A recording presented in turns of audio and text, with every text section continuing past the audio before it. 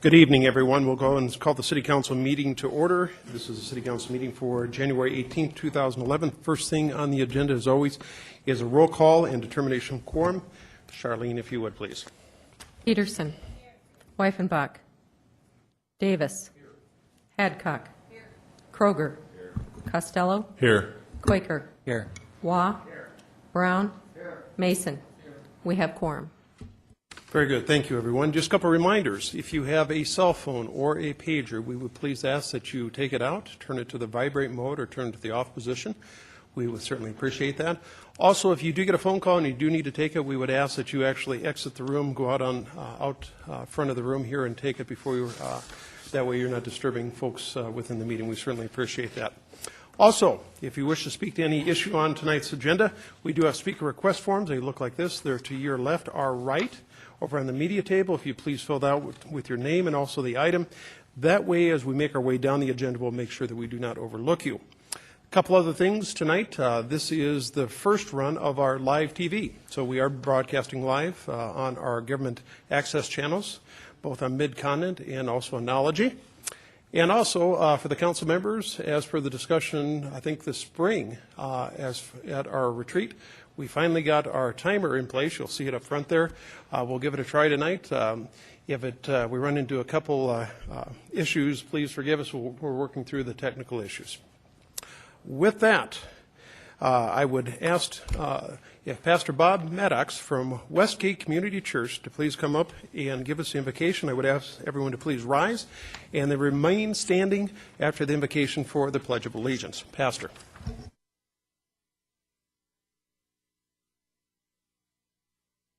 Been and always will be. And in the midst of our need, we humbly acknowledge our dependence upon you and ask for your help. Scriptures reveal that you are the wonderful counselor, that your counsel is full of wonder. And as our city leaders wonder how to resolve debated issues and as they seek solutions for community concerns, we ask for you to give us divine counsel. We ask for wisdom, and we would ask for truth to prevail. We also ask, Lord, your blessing upon our city. May the merchants and the educators, the medical professionals and the legal advisors, as well as all of our citizens experience divine favor as we endeavor to uphold integrity, instill knowledge, provide aid, maintain fairness, and administer justice. We ask that you guide us into a brighter future as we give thanks for a foundation that was laid upon a magnificent past. Be honored in every aspect of this meeting tonight, and we ask all of this with confidence and with faith in your most holy name. Amen.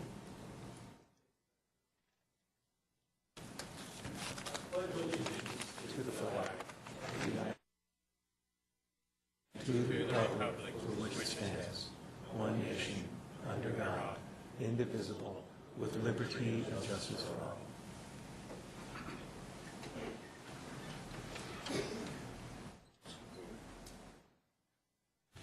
Thank you, everyone. Pastor, thank you. Appreciate the words. Next thing, as always, on our agenda is the adoption of the agenda. Are there any additional items that need to be added to tonight's agenda? If so, please turn on your light. Let's go to Alderman Jordan Mason. Thank you, Mayor. I would just like to include a update on the President's Plaza dealing with financing. Just some questions on where the city is and the President's Plaza group is at with that situation. Okay, we're going to call that 66A. We'll put that under items from council.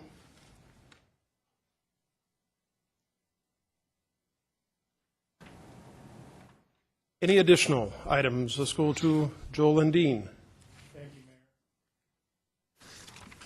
After executive session, we'd ask to add an item number 83, which deals with the MOU with the IAFF, which is the firefighter union. Very good. We will call that item number 83.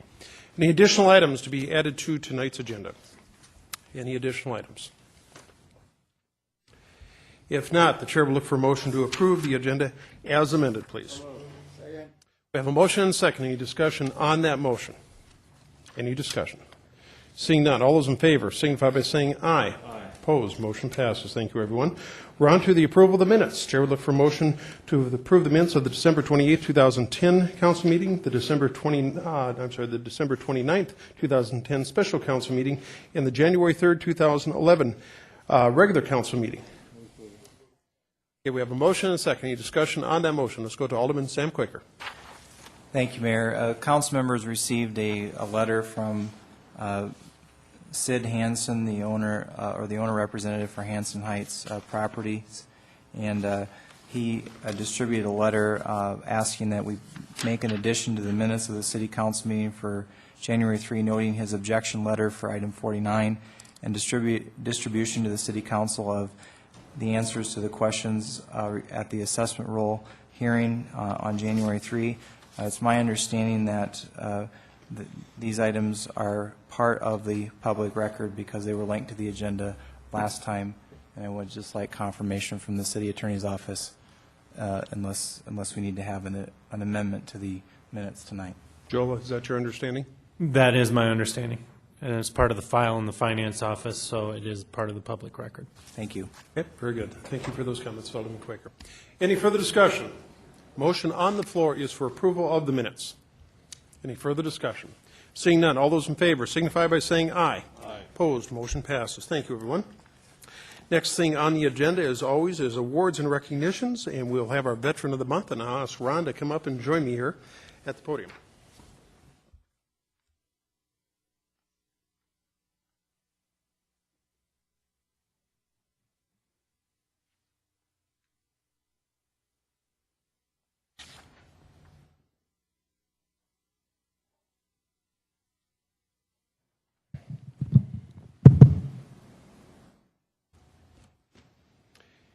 It's always an honor to recognize those who have served us through the military service, and tonight is no exception. Let me please read this and give you a little bit of a history as far as Ron's background. And it reads, in partnership with the Veterans Coordination Commission, we're pleased to present the January 2011 Veteran of the Month recognition to Ronald A. Biscoff. Ron was born in Grand Rapids, Minnesota. Is that correct? I always want to say Michigan. In 1963. Upon graduation from, how do you pronounce that, Eveleth High School, he entered the military in July of 1981 at Lackland Air Force Base in Texas. After completing B-52 Bomb Navigation Systems Mechanical Technical Training at Lowry Air Force Base in Colorado, he reported to his first duty station at Grand Forks Air Force Base in North Dakota. He worked as a maintainer on a B-52 bomber until 1987. Then he was selected to go to the B-1 Avionics as a maintainer. He also worked as a weapons controller in the DCM staff. Based upon his knowledge and work ethic, he was chosen in 1993 to be a member of the Grand Forks maintenance team, which won the Gunsmoke Trophy at Nellis Air Force Base in Nevada. In 1994, he was instrumental in the startup of the 34th Bomb Squadron at Ellsworth Air Force Base, South Dakota. He also worked in quality assurance and as the wing avionics manager. In 2002, he set up the unit deployment section at the Aircraft Maintenance Squadron. After 24 years of honorable service, he retired from the 28th Maintenance Group as a Master Sergeant. As a civilian, Ron was hired in 2009 as a 28th Maintenance Operations Flight Resource Advisor. His continued dedication to the Ellsworth mission led to numerous awards, including the CAT II Civilian of the Year in the 28th Maintenance Group in 2006 and again in 2008. In 2010, he won the award for Resource Advisor of the Year for the 28th Bomb Wing. Ron is a lifetime member of TRIA. He volunteers his time as a tax advisor and is an active member of the First Presbyterian Church and is an off-ice official at the Central Hockey League at the Rush Games. Mr. Biscoff lives in Rapid City with Denise, his wife of 23 years, sons Ross, who is attending Western Dakota Votech, and Chad, who is a senior at Rapid City Central High School. Mr. Biscoff is to be commended to his service not only to our community but also to our nation. Congratulations, and thank you for your service.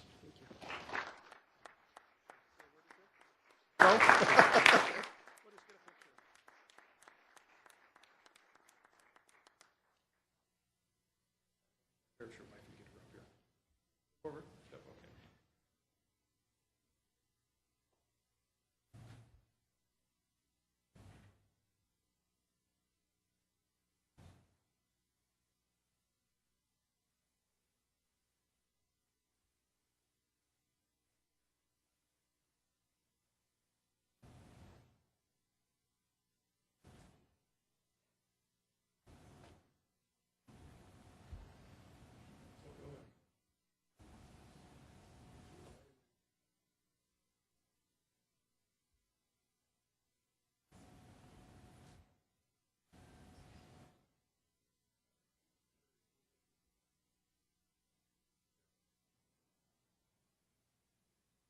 Tim, you want to go ahead and come on?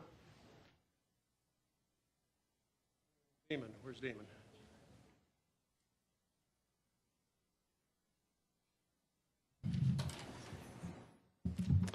We also have the honor of recognizing someone for their 20 years of service for the city of Rapid City, working in our fire department. And I'm going to ask Tim to come up and tell us a little bit about Damon's career in the Rapid City Fire Service. Tim? That's great. Thank you. You bet. Thank you very much. I have the distinct honor this evening to recognize a couple of our members of the fire department, and Damon Hartman will be the first of those. Damon has here being recognized for 20 years of service in the department tonight. He's been an awesome contributing member to our department for the last 20 years. He's had a great influence on several different aspects of the department, currently serving as a lieutenant at Fire Station 4 and managing the crew there. He's been very instrumental in developing youth safety programs throughout the city. He's been an accomplished instructor, South Dakota State instructor, and still participates in that at the state level. He's worked with our mapping program years ago to ensure that we knew where we were going when the call arose. He helped refine a lot of those systems that we use today. The juvenile fire setter program for our youth, some of our troubled youth with dealing with fires. Damon was very instrumental in working through that program and keeping our community safe and helping those young folks find a different path. So he comes from a long line of firefighters. His dad's probably one of the oldest firefighters in the state. Is that a fair statement? And his brother is also a firefighter and fire chief in the eastern part of the state, his twin brother. So Damon has contributed not only to Rapid City, but the state as a whole and his family, and we definitely appreciate that. Damon also provided a significant amount of input into the development of the fire prevention system and plan or program in the city as well. And for all of his efforts, we can go on and on for this evening to cover those. And on behalf of the fire department and Chief Maltavern, we sincerely appreciate 20 years and look for many, many more. If you'd like to say a word or two. Well, thank you. Just seemed like a few years ago I started, so once you got into the career, it just flew by fast. It's had a good days, bad days, but overall it's been great working for the city, so thanks.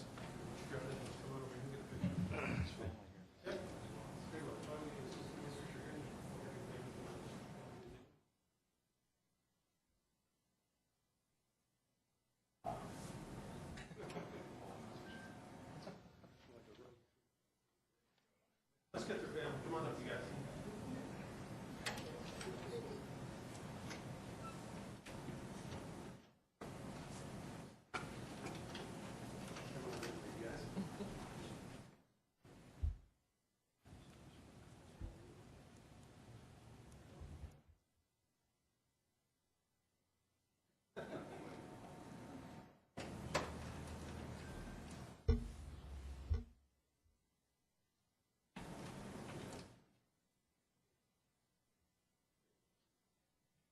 Oh, don't go anywhere. Okay, do we have Terry here? We do. Terry, come on up. We also have the honor of acknowledging someone who has worked, and it doesn't say here, but I'm pretty sure it's over 30 years, isn't it? 35? 24 years. Okay, 24 years for the Rapid City Fire Department. Terry Larson is going to be retiring, and we wish him all the best, and I'm going to have there again, Tim, give us a few words to describe Terry's career. Go ahead. Thank you. Once again, it is a distinct honor to recognize Terry here. Terry's been with us. He joined the fire department family in 1986, back in October. I'm not sure if we had engines at that point. I think it might have been horse-drawn. I'm not sure. But, maybe we got engines about the time Damon came on. But Terry's been, again, very instrumental in our department, highly respected firefighter in our service. Terry's one of those guys that you never had to worry about the incident or what's going to happen. He was always there, always did his job. And when you talk to people around the department about Terry, they refer to him as a mentor. They refer to him as that leader that is kind of in the background. Terry's always there promoting the department, promoting the members of the department, all of the employees. The new guys, he'd take aside and kind of like, hey, this is kind of how we do things here. This is how you stay out of trouble. He always took care of his officers. And he's driving the engine, getting him to the scene appropriately. Chief Kobus recognized him this afternoon for that effort, ensuring that they got to the right place. He just took care of them. So Terry has definitely served the 24 years with the Rapid City Fire Department family, very committed and a true passion for the job. So Terry, we're going to miss you. We hope you don't go very far. But thank you very much, and hope your retirement goes very, very well. So congratulations.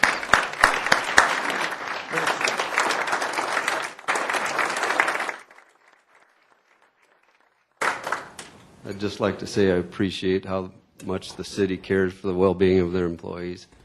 It's inspired me a lot. Grab and take a picture.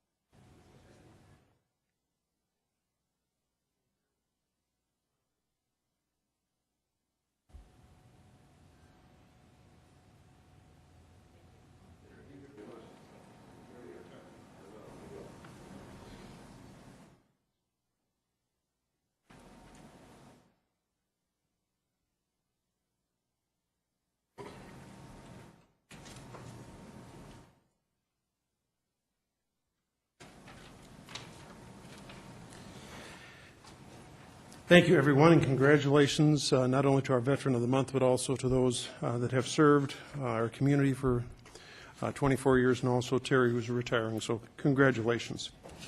Next on the agenda is general public comment period. This is time for members of the public to discuss or express concerns to the council on any issue not on the agenda. Actions will not be taken at tonight's meeting on any issue not on the agenda except by placement on the agenda by the unanimous vote of the members of the council members present. I do have one item under general public comment periods, and that's from a Darcy Gunderson. And we'll have you come up, Darcy, if you would. Just a reminder, we do time this. We do have timing lights up here. Once you come up, you'll have 3 minutes.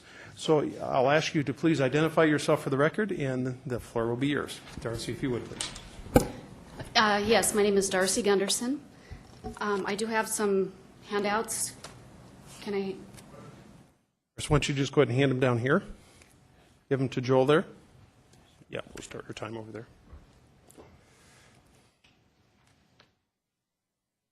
And there again, Darcy, if you just please identify yourself for the record, and then the floor is yours, ma'am. Yes, Darcy Gunderson, and I'm here on behalf of my husband, Clarence Gunderson, and his property at 2618 Grandview Drive. I was here in the council meeting in December, and we had received the information from the city, and we had a question on the actual billing, and basically wanted to discuss that. And I was told that I would have to come before the council again. So my husband went ahead and wrote another letter I would like to read to you. Ladies and gentlemen, please accept my apologies for not being here in person. I'm currently serving in Iraq with the U.S. Army as a Force Protection Specialist at Victory Base in Iraq. I am the sole owner of the property of 2618 Grandview Drive. I was informed of the assessment against me in a certified letter on or about 10 December of 2010, which was received by myself. I signed for it because he was not in the country at the time. He remains in Iraq on a federal contract and cannot be home to attend to this personally. The property at Grandview is mine alone and has been a rental since 2005. The last renter vacated the premises on or about the 5th of December of 2010 without any formal notice. My wife is in the process of repairing it and making it habitable again as a rental. The last renter trashed the interior and substantial repairs are necessary. I was never informed by the renter of any notice to clean up the property. He was responsible under the lease contract for maintaining the property, including cutting the grass. I apologize to my neighbors and the city for any problems this has caused. Nevertheless, I wish to object to the total assessment against my property because it is excessive and unfair. I was not made aware of this issue by the renter of the city at the time prior to the letter of December 10th. I am prepared to swear under oath to this fact. I have been in Iraq since August 16th of this year, and this property was not under my control at the time. The renter never notified me of any notice by the city of a required cleanup. This property has never had this problem before, and I assure you if I had known, I would have had attended to it. The assessment includes a charge of $160 by Cricket Lawn Service. This is very expensive for the work that was done.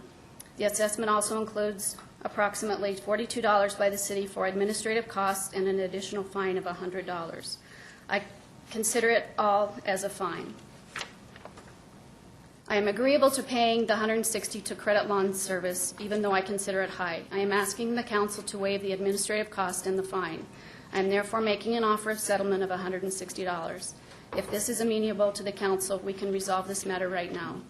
I also make a personal promise this will not happen again. Again, I apologize for any inconvenience caused by this situation. Clarence Gunderson. Thank you, Darcy. Thank you. Now, there again, this is general public comment period, so unless there's a motion, my suggestion is probably go ahead and just continue this to probably legal and finance, unless the council so has desire to place it on the agenda tonight. They would take a unanimous vote of the council. So is there a motion either to move this to legal and finance or to amend the agenda? Let's go to Alderman Jordan Mason. Thank you, Mayor. I would actually take your recommendation to take that issue on tonight, if it would please the rest of the council. Okay. So we have a motion and a second. Discussion on that motion. Now, keep in mind, it has to be unanimous vote of the council before we can even take up the issue. And is there any discussion on that issue?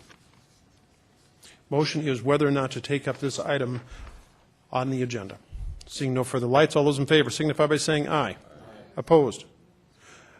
Motion passes with no objections. So, I'm going to go, where's Mr. Green at?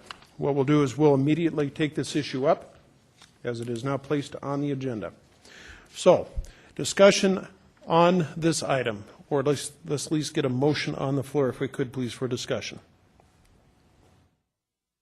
Let's go to Alderman Jordan Mason.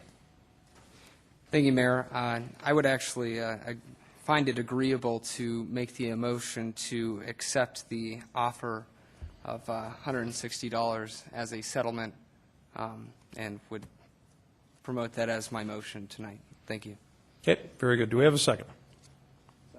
Okay, we have a motion and a second, and the motion on the floor is to go ahead and waive both the administrative fee and the fine of $42 for the administrative fee and the fine for $100, leaving a remainder of $160, which was the cost to Cricket Lawn Service. Is that correct?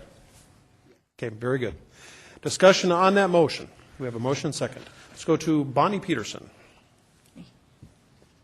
What happened to my thing? Thank you. Let's see, is this Robert Ellis maybe who discusses about? This is probably, why don't you go ahead and state your question? and Okay. then- My question is, how often do we waive these fines, and what's the history on being able to do that? I'm going to go to. Administrative cost and fines. I'm going to go to Jason Green, our city attorney. I will tell you, in 12 years, maybe a couple times in 12 years that I've been here.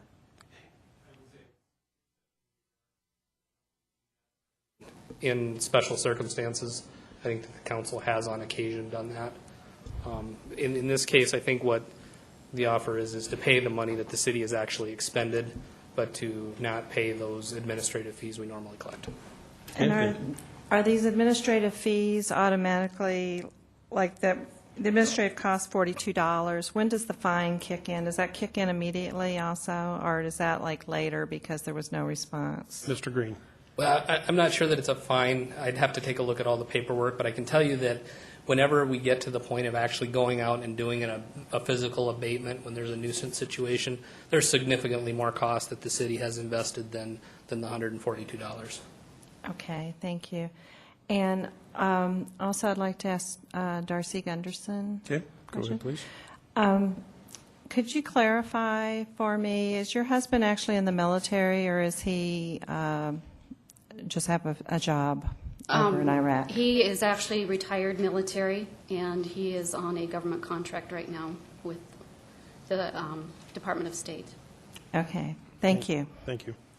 Anything else, Bonnie? Further discussion, let's go to Alderwoman Deb Hadcock. Just a question again for Ms. Gunderson, if I could. Go ahead, please. The city, looks like they put it forward and found that in violation of ordinance 82807 was on 8/30/10. City inspected property again on 9/9/10. And then you're saying in that notification or that period of time, you did own the property or you did not own the property? No, we've owned the property. It's just been rented. It was rented at that time. Okay, and the city, you say, never sent you a notice, ma'am? No, we never received anything. And I don't know if the renter did. We asked him, and he denied ever receiving anything. Okay. And this is your first violation on a rental property? Yes, ma'am. Okay, thank you very much, ma'am. Thank you. Any further discussion? The motion on the floor is to approve a motion to waive the administrative costs of $42 and the fine for $100 and just assess the $160 of actual cost to Cricket Lawn Service. Any further discussion on that motion? Any further discussion? Seeing none, all those in favor signify by saying aye. Opposed? No. Motion passes. Was there more than one no? Did you get all that, Charlene? Do you want to take a roll call? Okay, very good. Thank you, everyone. Thank you, Darcy. Let's see. I do not have any additional speaker request forms, so we will move past the general public comment periods. We're on to the non-public hearing items. These are items 3 through 66, 3 through 66 inclusive. The chair would look for a motion to open the public comment period on items 3 through 55 inclusive. We have a motion and second. Any discussion on that motion? Any discussion? Seeing none, all those in favor signify by saying aye. Opposed, motion passes. We are in the open public comment period for items 3 through 55. I do have a couple speaker request forms. I have one from Nick Kennison, item number 32. Nick, if you would, please. There again, Nick, if you please identify yourself for the record, then you'll have 3 minutes. The floor is yours, sir. Thank you, Mr. Mayor, and thank you, Common Council, for letting me speak. Nick Kennison here, and I just wanted to voice my support for item number 32, the marker and plaque for Calvin Coolidge. I think this is a great thing for Rapid to put in place. When I think about Rapid City and think about memorable moments in our history, really 4 come to mind. You have the founding of Rapid, you have the 1972 flood, you have Calvin Coolidge, and you have Elvis, all of which made a big impact in our community. And I just wanted to voice my support for this. However, I do have some concerns because I have gone to school at Dakota Middle School before. So I'm familiar with the students' body, at least at that time. And I would have some concern about whether or not this would be vandalized in the future, or whether or not it would be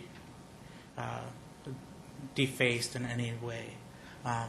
So if Alderman Quaker could answer to that, or anybody else involved, I sure would like to hear some feedback on that. Thank you. Thank you, sir. I do not have any additional speaker request forms on items 3 through 55. Is there anyone else in the audience who wishes to speak to any of these items? We're dealing with items 3 through 55 inclusive. If not, the chair will look for a motion to close the public comment period. We have a motion and a second. Any discussion on that motion? Seeing none, all those in favor signify by saying aye. Opposed, motion passes. Thank you, everyone. We're on to the consent calendar. These are items 3 through 49 inclusive. 3 through 49 inclusive. Chair would ask if there's any items 3 through 49 that need to be pulled from the consent calendar. I'm showing item number 8 and 41. Is that correct, Marcia? Okay. Additional items to be pulled. Let's go to Alderwoman Bonnie Peterson. Number 9. Thank you. Let's go to Alderman Aaron Costello. Item 28, please. Item 28, thank you. And Alderman Sam Quaker. Thank you, Mayor. 11 and 32. Thank you, everyone. Any additional items to be pulled from the consent calendar? We are dealing with the consent calendar, item 3 through 49 inclusive, with the exception of 8, 9, 11, 28, 32, and 41. Any additional items to be pulled? If not, the chair would look for a motion to approve the consent calendar items. Thank you. Okay, we have a motion and a second to approve the consent calendar, items 3 through 49 inclusive, with the exception of 8, 9, 11, 28, 32, and 41. Discussion on that motion. Discussion on that motion. Seeing none, all those in favor signify by saying aye. Aye. Opposed, motion passes. Thank you, everyone. We are on to public work items, item number 8, and we'll go to Alderman Sam Quaker, who chairs Public Works. Would you please read that in, Alderman Quaker? Thank you, Mayor. Item number 8 is to acknowledge the update on Big Sky Subdivision Temporary Fixes Report, and I move to acknowledge. Second. Okay, we have a motion and a second to acknowledge. Discussion on that motion. Discussion on that motion. Let's go to Alderman Sam Quaker. Thank you, Mayor. I just would like to ask our Public Works Director, Robert Ellis, a question. Robert, first of all, thank you for giving us an update in Public Works the other day, letting us know that there were several fixes or temporary fixes that had been made to the cities or to the portion of this area that isn't within city limits. There are also some areas that need repair that are not in city limits. Would you be willing to, for the benefit of those watching in the audience, briefly address how that's going to be addressed? My understanding is you're bringing that to the county. Mr. Ellis. Yes, there was a request at the Public Works Committee for me to make contact with the county highway superintendent to see if they would be available to make any emergency repairs similar to what we have made on the city portion. And after tonight's meeting, I was planning to make that contact. Thank you. Thank you. Further discussion? Motion on the floor is to acknowledge. Any further discussion? Seeing none. All those in favor signify by saying aye. Aye. Opposed? Motion passes. Thank you, everyone. Item number 9, Alderman Quaker, if you'd please read that in. Item number 9 is to acknowledge the report on parking notification. Move to acknowledge. Second. We have a motion and second to acknowledge. Discussion on that motion. Discussion on that motion. Let's go to Alderwoman Bonnie Peterson. Okay, thank you. I am wondering why this is on what we're acknowledging here. Is there something different that's taken place? I think I can answer that question. Okay. There was some discussion at one of the committee meetings requesting that we clarify the downtown parking ordinances. There's a requirement that if you're parking in one of the free parking zones, the 2-hour zones, that you're actually required to move your car off that block for 2 hours. Otherwise, if you just do the 2-hour shuffle and move it a couple slots over, they will ticket you. It wasn't real clear on those signs, and if you actually look in the caucus room, there's an example of one of the signs we're looking at. We're still going to tweak it, but we expect to actually move forward with a lot of that re-signing to make it very clear to not only our residents but also the visitors that it's 2 hours and that you do need to move it off the current block. With that, Bonnie? When do you think these signs will be up for the public? I would estimate probably within the next 30 to 45 days. All we have to do is we need to go ahead and approve the format. I believe we're going to do that within the next week. And then since we actually have our own sign shop, they're able to start making those signs. This is a good time for them to be making signs in the middle of the winter. So, Okay. I have concerns, especially right now with downtown parking places being all torn up, that if we could not ticket these things until we have the signs up, because I don't want to say how old I am, but I've never in my life knew that you had to actually move your car. I thought you could just go to the very next parking place, and so I just either clueless about how parking places work, but I don't think it's very fair to people that don't realize that they have to go to another block. So that's my concern. Thank you. Let's go to Alderman Jordan Mason. Thank you, Mayor. As you already stated, and still batting 100 on this issue, Mayor, I brought forward this issue to address exactly that concern, Alderwoman Peterson, that some of the people in the downtown area have unfortunately not been aware of that city ordinance. And with some work with the mayor here, it looks like we're going to be able to move that forward. The other issue that I also brought up with the parking notification deals with the downtown public parking ramp. And as we're making adjustments with that, back to the issue, as you know, we're moving towards the Main Street Square. One of the things that I guess I'm looking forward to with this, and thankfully with the help of the mayor, I believe we're going to be able to give better information to the downtown business owners and the visitors coming into our city to make it more clear on what's available and what the rules are pertaining to our parking ordinances. So as we move forward on the Main Street Square, I guess I would just say that I commend the work of the mayor and as we move forward on this Main Street Square. Thank you. Thank you. Thank you, Mr. Jordan. And also one other thing, we are going to, for information, Alderwoman Peterson, Alderman Mason also brought up the suggestion as far as putting up signs on our surface lots. Not only do we have free parking within our parking ramp after 4 o'clock nights and weekends and holidays, but that is also true of our other surface lots. So we're actually going to be signing all those. So with that, let's go to Alderwoman Deb Hadcock. Thank you. With the parking or signs notification, I agree with that, but I have to ask the question, how many signs in downtown Rapid City are you going to post everywhere? Because I'm going to tell you, there's kiosks and different things down there that you can use for posting. Instead of putting a sign, it's going to be the sign capital of the world, downtown Rapid City, if we keep putting up a sign on the building, a sign on the outside, a sign in the middle of the block, speed limit sign. Do you understand where I'm going, guys? So maybe we should think about this before we post that sign, that how we're going to do signage in downtown Rapid City so we don't have visual clutter as well. So maybe we ought to think about, before we post that again, getting with some people with downtown, maybe Dan Seffner and those guys, and finding out a better solution of how we post signs downtown or anywhere in Rapid City. Because, like I said, it's going to be visual clutter pretty soon if we have a sign everywhere.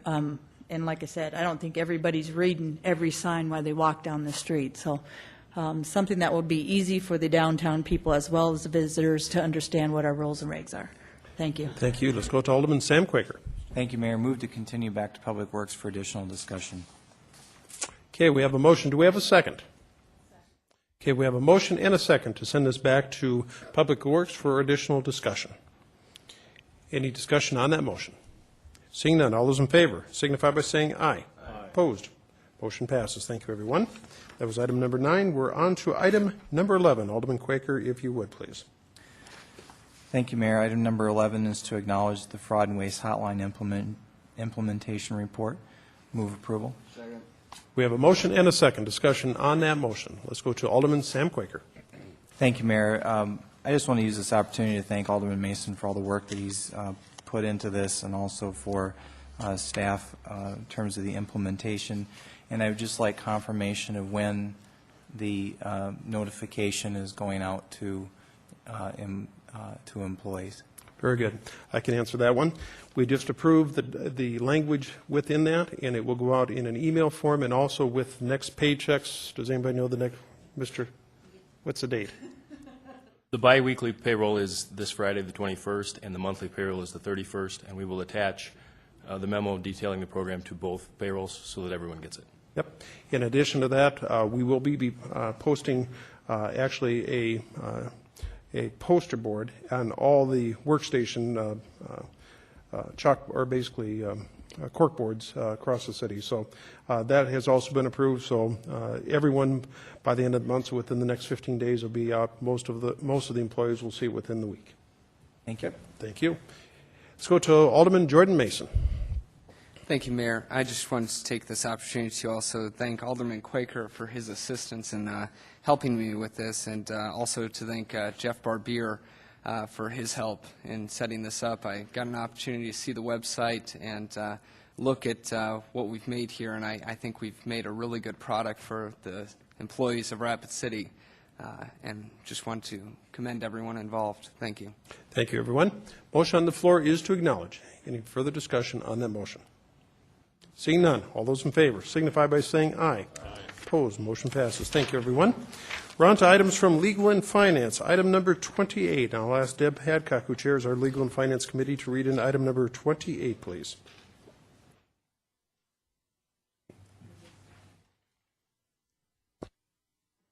Number is that, Mayor? 28.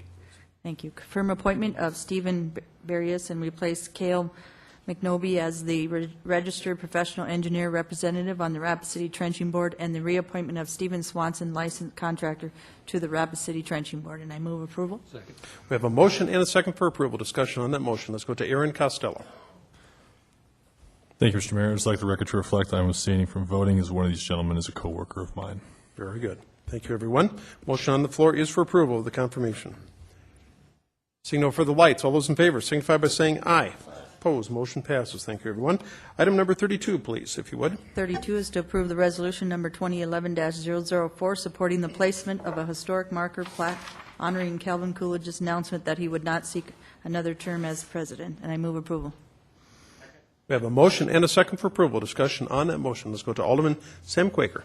Thank you, Mayor. I would just like to briefly thank Dan Seffner, Gene Kesloff, and all those that worked on this resolution. You know, it is, I think I can speak for all of us when I say it is really nice to be involved in something that involves absolutely no controversy whatsoever, and but yet something that's important for our community to remember what took place.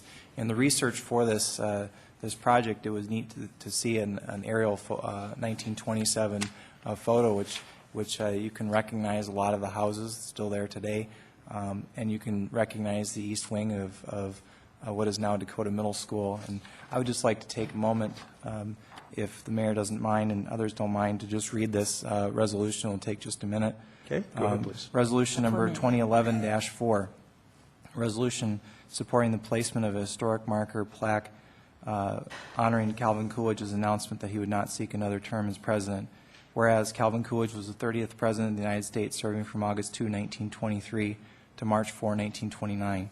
And whereas during his presidency, Calvin Coolidge spent the summer of 1927 in the Black Hills of South Dakota. And whereas this was the first time a sitting president had spent a summer west of the Mississippi River. And whereas on August 2, 1927, President Coolidge announced in Rapid City, quote, "I do not choose to run for president" in 1928. And whereas President Coolidge's announcement took on an iconic form in the 1920s and was one of the biggest news stories in 1927. And whereas President Coolidge's announcement was made at the high school campus in Rapid City, the east wing of which is now part of Dakota Middle School. And whereas Destination Rapid City has proposed placing a historical marker / plaque at the 600 block of Columbus Street in honor of this historic event. And whereas the Common Council of the City of Rapid City believes it is appropriate to commemorate the location of President Coolidge's historic announcement. And now therefore be it resolved by the Rapid City Common Council that the city officially supports Destination Rapid City's placement of a historical marker plaque in the 600 block of Columbus Street in honor of President Calvin Coolidge. And if I could also add, I'd like to address Mr. Kennison's comments. I have been visiting about this with Gene Kesloff and Dan Seffner. It's my understanding that the marker will be closer to Dakota Middle School rather than on the empty lot, which is where the announcement actually took place, because if it's on the empty lot, there indeed might be more of a risk of vandalism. But it will be a storyboard with pictures and the story, and so it should be fairly easy to maintain and also repair in the event that vandalism occurs, which hopefully will not happen. So thank you for the question. Thank you. Any further discussion? The motion on the floor is for approval of Resolution 2011-004. Any further discussion? Seeing none, all those in favor signify by saying aye. Aye. Opposed? Motion passes. Item number 41, if you would, please, Deb. Wow. 41? Approve property tax abatement as follows. You want me to read all those? Yes? No, you don't need to read them all. And I move approval. Do we have a second? Okay, we have a motion and a second to approve the property tax abatements as listed on the agenda. Discussion on that motion. Let's go to Jeff Barbier. Thank you, Mayor. The Finance Office would ask to remove Kenneth J. Gayton for $548.20 from item number 41 per the request of the county. Okay. Is that all right with the motion maker? Yes, sir. And with the seconder? Yes. Very good. Motion on the floor is for approval of item number 41 with the removal of Kenneth Gayton for 2010 for a dollar amount of $548.20. Any discussion on that motion? Let's go to Alderman Sam Quaker. Thank you, Mayor. I just would briefly like to know what the assessment is for Rapid City Economic. Is that economic development, or what is that? Rapid City Economic, 2010? Let's go to Mr. Barbier. $2,679.32. Thank you, Mayor. Alderman Quaker, I wouldn't be able to answer that question without doing a little bit of research. This list was given to us by the county, and so I can certainly research that and get that answer for you. Just let me know later. Okay. Thank you. Okay, very good. Thank you, everyone. Motion on the floor is for approval as listed with the exception of Kenneth Gayton for $548.20. Any further discussion on that motion? Seeing none, all those in favor signify by saying aye. Aye. Opposed, motion passes. Thank you, everyone. That does take us to the end of the consent calendar. We're on to the continued consent items. These are items 50 through 55. 50 through 55. Chair would ask if any of these items need to be pulled. Nope, Marcia. How about from the council? Seeing none. I also had no speaker request forms. Chair would look for a motion to approve the continued consent items, items 50 through 55, per the recommendations in the agenda. Okay. We have a motion and a second. Any discussion on that motion? Any discussion? Seeing none. All those in favor signify by saying aye. Aye. Opposed. Motion passes. That does take us to the end of the continued consent items. We're on to the non-consent items. These are items 56 through 66 inclusive. Chair will look for a motion to open the public comment period on items 56 through 66 inclusive, please. Okay, we have a motion and a second. Any discussion on that motion? Seeing none, all those in favor signify by saying aye. Aye. Opposed, motion passes. We do have a number of speaker request forms. We're going to take these in numerical order and in the order that they were received. The first one is on item number 56. Hugh Martin, I believe, is item number 56. Is Hugh here? Hugh, why don't you go ahead and come on up. The floor will be yours, sir. Just remember that that you will have 3 minutes. We do time this.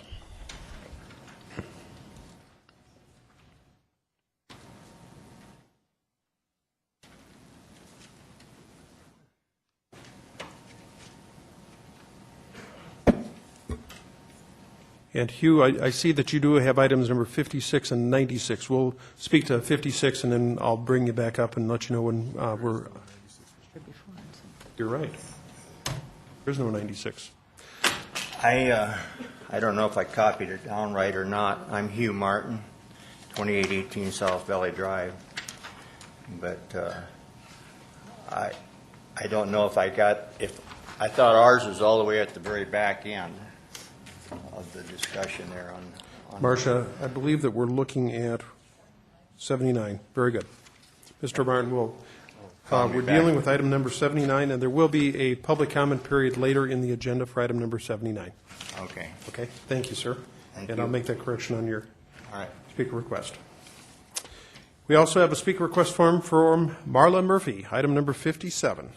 Item number 57. Good evening, Marla. If you'd please identify yourself for the record, then the floor is yours. Yes, I'm Marla Murphy. I live at 521 St. Francis Street. First, I want to say I hope you don't table this motion to take away debate. You've had 6 months to discuss it, and just to not allow debate is wrong. I would hope to deny it, outright deny it, allowing every one of you to speak on it. It's really surprising how this type of business seems to always be at the brunt of attacks, unfairly attacks, 4 times its business has been up for a state election, 4 times succeeded. The last one was in 2006, where over 60% of Pennington County voted in favor of video lottery. Now we have an ordinance that wants to shut down 55% of them by not allowing them to grow, to advance, or anything else. 55%. The goal of this ordinance is to close down video lottery in Rapid City. That's what it is. For those who want to approve this, you should speak out and tell why you want to approve this. I think the people deserve to know why you're attacking them. And I think the employees of these businesses need to know why they may lose a job sometime in the future. 55% of these businesses are affected. It does absolutely nothing with the present ordinance. The present ordinance works. It has done fine. There has not been one new video lottery casino in Rapid City since 1999, according to the Journal. So what is the problem? It's to close them down. Pure and simple, through ordinance. I agree with saturation levels, something that has been discussed, something that is discussed in the present ordinance, but it is not discussed in this. This is purely to shut some down. As soon as one of those buildings sells, no new business, if it's video lottery, will be allowed to come in there. So start treating these people fairly, because this is not fair. It is purely an attack. It is purely an attack of some of the the loud minority, about 30% of Rapid City, that wants to close these places down. So I hope you deny this, and I hope that all of you who don't want to deny it, speak on it, because people need to know. Thank you. Thank you, Marla. We also have a speaker request form from Dave Crabb on items 58 and 59. 58 and 59, everyone.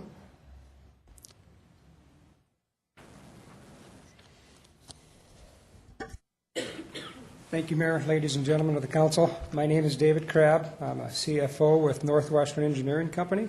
We own Meadowlark Hill Mobile Estates, Rapid City's largest mobile home park. It's my understanding that these items have now been delayed for 2 more weeks. But I wanted to take just a few minutes to express our sincere thanks to the city staff for over the last 8 months, the efforts that they put forth to try to make a good ordinance for the city of Rapid City and our community. Mobile homes are a very complicated structure and zoning issue. They don't fall under the International Building Code per se. They fall under HUD, and the two of those don't bridge together well. The efforts of Marcia, Rich, Kurt, there's others in growth management. The efforts of Assistant Chief Tim Billings, Rich Broderick has been frankly outstanding. They've worked very hard with us. We're at one point where we have one item to work out, and I think we're going to get that done. So I want to say thank you. Appreciate the staff's efforts. Thank you. Appreciate that, Dave. We also have a speaker request form from Don Jurnaczyk. Am I close? And it just says, if you have any questions, item number 62, everyone. Don, please help me with your last name. Don Jurasik. I'm just here if you guys got any questions if there's any more discussion on number 62. Okay, very good. Do you need anything? If there is, they will certainly have the ability to ask those questions of you during when we take that up. Item number 66, Chuck Roush.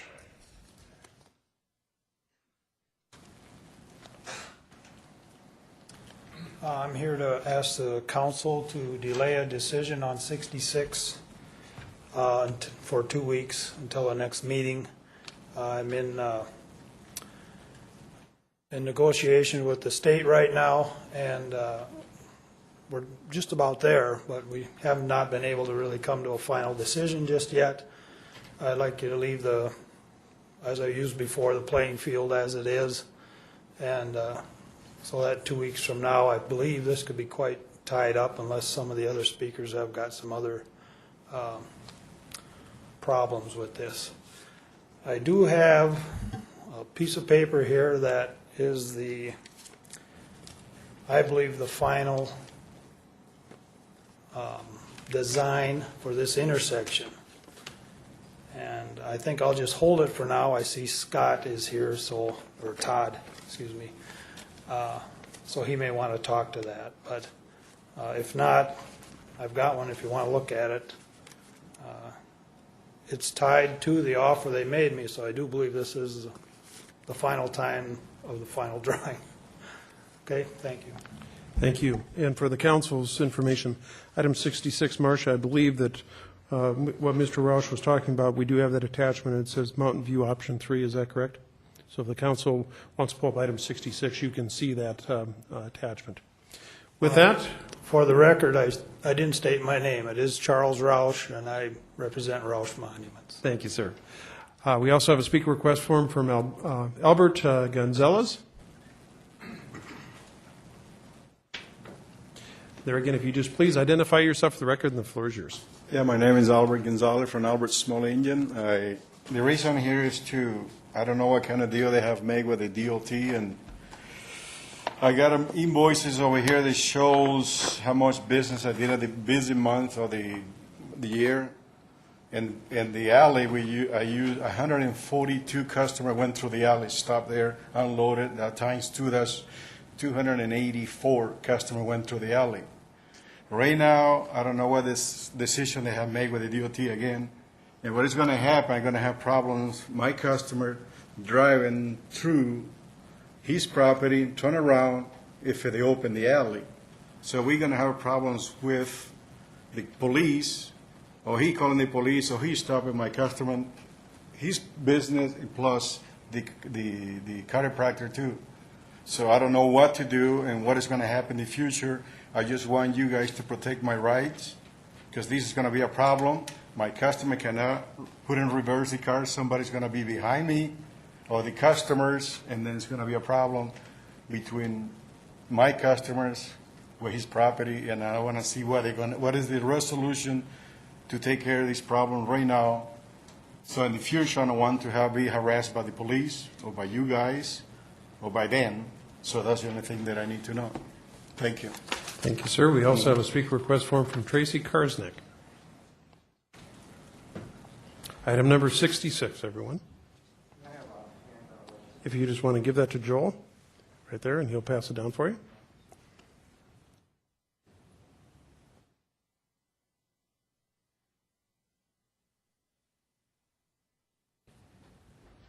And Tracy, if you please identify yourself for the record, then the floor is yours. My name is Tracy Kirsnock, and I'm one of the owners of Audio Video Solutions located at 1104 Jackson Boulevard. And our business is located right in the area where the parking, state has asked to remove the parking from the front of our building. And the handout that you folks got, you also got in your inbox from me sometime today. But I mistakenly thought the meeting had been moved to tomorrow because of the holidays. So I was a day late getting that email to you. So I'm just going to read this, and I have a few comments besides this. Dear council members, thank you for your careful consideration of the Jackson Boulevard reconstruction project. In the few meetings that I have attended regarding this project, it is easy to see that being a public servant requires a great amount of dedication and time. The premise has been set out that the council has been put in the middle of choosing to adversely affect one group of property and business owners by removing parking from Jackson Boulevard, or another group by rerouting traffic to Mountain View Road. That idea has persisted since the public meeting at Meadowbrook School. It generated a fair amount of public resistance to option 6, which keeps all the parking on Jackson Boulevard. I think that a careful look at that option could result in a version that would not reroute traffic to Mountain View. After the last council meeting about this issue, I spoke with Todd Seaman from the DOT and asked why option 6 had 2 left turn lanes while the others only had 1. He said because the design intent was to move traffic to Mountain View. Why not change the intent and make the effort to keep the traffic on Jackson Boulevard? Remove one of the left turn lanes, make the island bump out in front of Roush's smaller so that the turn to Jackson doesn't have as much of an angle, and keep the parking. And if you folks had the opportunity to look at those drawings from the DOT, that would probably make a lot more sense to you. At any rate, drivers will I lost my place. Drivers will continue to use Jackson. The issue of traffic being routed to Mountain View is most likely a perceived problem. Once drivers find that there will always be a traffic jam in Mountain View and Maine, they will choose to use Jackson Boulevard. And one point that has been entirely missed in this issue is that regardless of the plan that is chosen, inbound traffic will now be required to stop at Mountain View intersection and will never flow as good as it does currently. The existing traffic control in the inbound lane never turns red. The other issue at hand is what is going to happen to access Roush Monuments and Advanced Chiropractic parking lot. They will be losing access from Jackson to their parking lots. I have heard but do not have firsthand knowledge that they are accepting damages and plan to use the alley behind our business as the only access to their property. The alley has been a dead end for years. It is not wide enough to safely provide two-way traffic, not to mention safety when we have weather that dumps snow and ice into an already limited space. There are several doors that open directly into the alley, creating another safety concern. We use the alley for deliveries and loading our own service vehicles, very similar to what occurs in the downtown district, and exactly what an alley is intended for. What will happen when a large truck is set up to unload and a chiropractic patient needs to get to an appointment, or one of Mr. Roush's customers would like to leave but has to wait for the delivery vehicle? Most alleys in Rapid City have access from two sides, providing at least an opportunity for access or egress. Since this alley dead ends, that is not a possibility. Regardless of the outcome of the negotiation between the state, Roush, and Advance, this problem needs to be addressed. There will be some business located in these buildings requiring access to those parking lots. Again, I appreciate your time and work with this issue, and I don't believe that this project has to hurt one group or another, but I believe there is a viable solution for all involved. And there's another comment on the next page, but I see my time is up, so I'll move on. Thank you. Thank you, Tracy. We also have a speaker request form from Randy Downing, item number 66. And Randy, if you please identify yourself for the record, then the floor is yours. Yes, my name is Randy Downey. I'm co-owner of Audio Video Solutions in the building at 1104 Jackson Boulevard. First, I'd like to thank the mayor and the council for their input and their concern about this project and its effects on our business. I'd like to read a quick excerpt from the proceedings of the Rapid City Council dated November 29, 2010. Discussion followed regarding modification of option 3A to retain 3 parking stalls. Quaker requested that the state visit with all the affected property owners to ensure that their concerns are addressed prior to the January meeting. No one from the DOT has contacted us about our concerns. I believe we are affected property owners. If not, maybe I can go home and sleep for the first time in months. We have spoken with Albert at Albert Small Engine Repair. We can live with the 3 parking spots, but the alleyway, that's a different story. Our tenant has trailers to back in and out. We have deliveries via large trucks, and Albert has many trailers with lawnmowers and snow blowers backing in and out. This is a real problem. Those of you who know the area realize what a problem this will become. Councilman Davis knows this firsthand and requested the state consider the impact of our businesses should the alleyway become primary access to those businesses. One last item, an email. This was from Tom Horan of the DOT to Barbara Schreier, dated Wednesday, September 8th, 2010. Barbara Joe, thanks for your comments.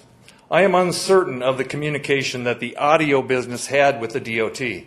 Could have been me, for all I know. It is certainly possible that they were told that they would be unaffected based on the plans that existed at the time.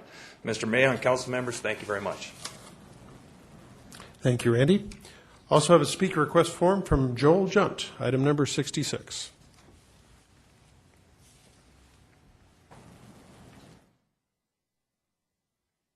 There again, Joel, if you please identify yourself for the record, the floor is yours, sir.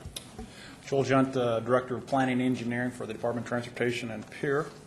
I'm not going to go through all of the details and the aspects that we had talked about at the special council meeting. I would like to provide a few other comments relative to the issue, which is really the modification of the intersection at Jackson Boulevard and Mountain View.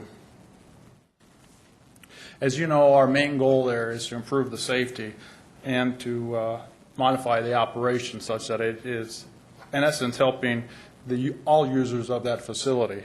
What we're trying to do is square up the intersection, and we believe that option 3 is the preferred option. And I believe that that was sent to you, and I don't know if we need to pull it up later on or at this time or whatever, but I'll leave that up to you, Mayor. Again, we believe that the modifications not only are for the traveling public, but there is also a big impact to the pedestrian users of this facilities. At this point in time, this intersection does not accommodate those pedestrians. So, moving forward and where we're at based on the status of when I met with you folks back on November 29th. The design of the intersection was modified somewhat. What we did is we moved the leg of Mountain View, that part of the intersection, slightly to the west. Excuse me. We also modified the pedestrian crosswalks, skewing them also to the west. And what that provided us, or allowed us to do, was to, and I don't remember how to work this thing. Marcia, you want to give him a hand there? There it is. Okay.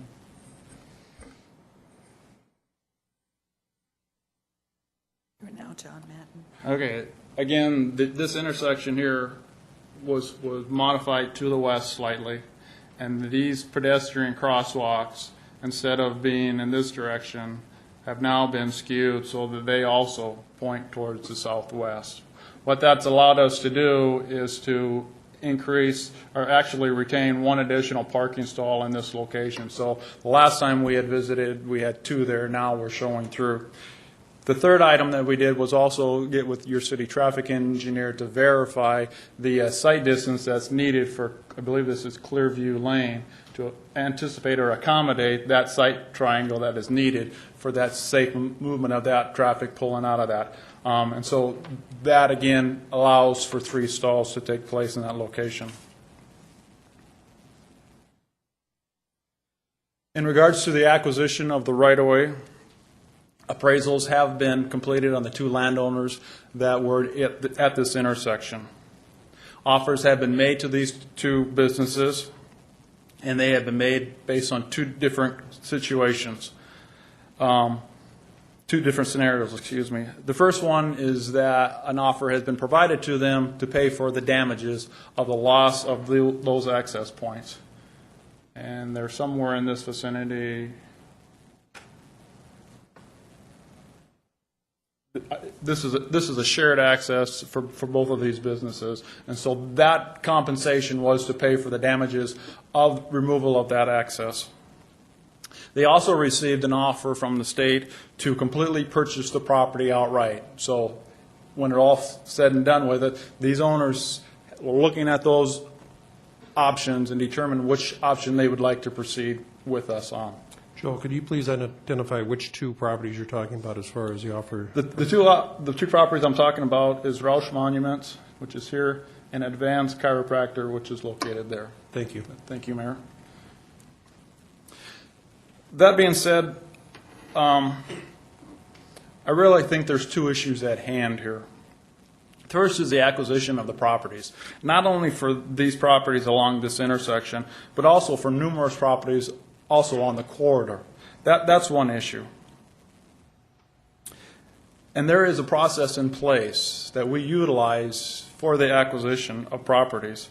That process is we go out, we appraise the properties, and we've done that in this situation. We determine a fair market value for those properties, and then we contact the landowner and try to come, through negotiations, trying to come to a resolution.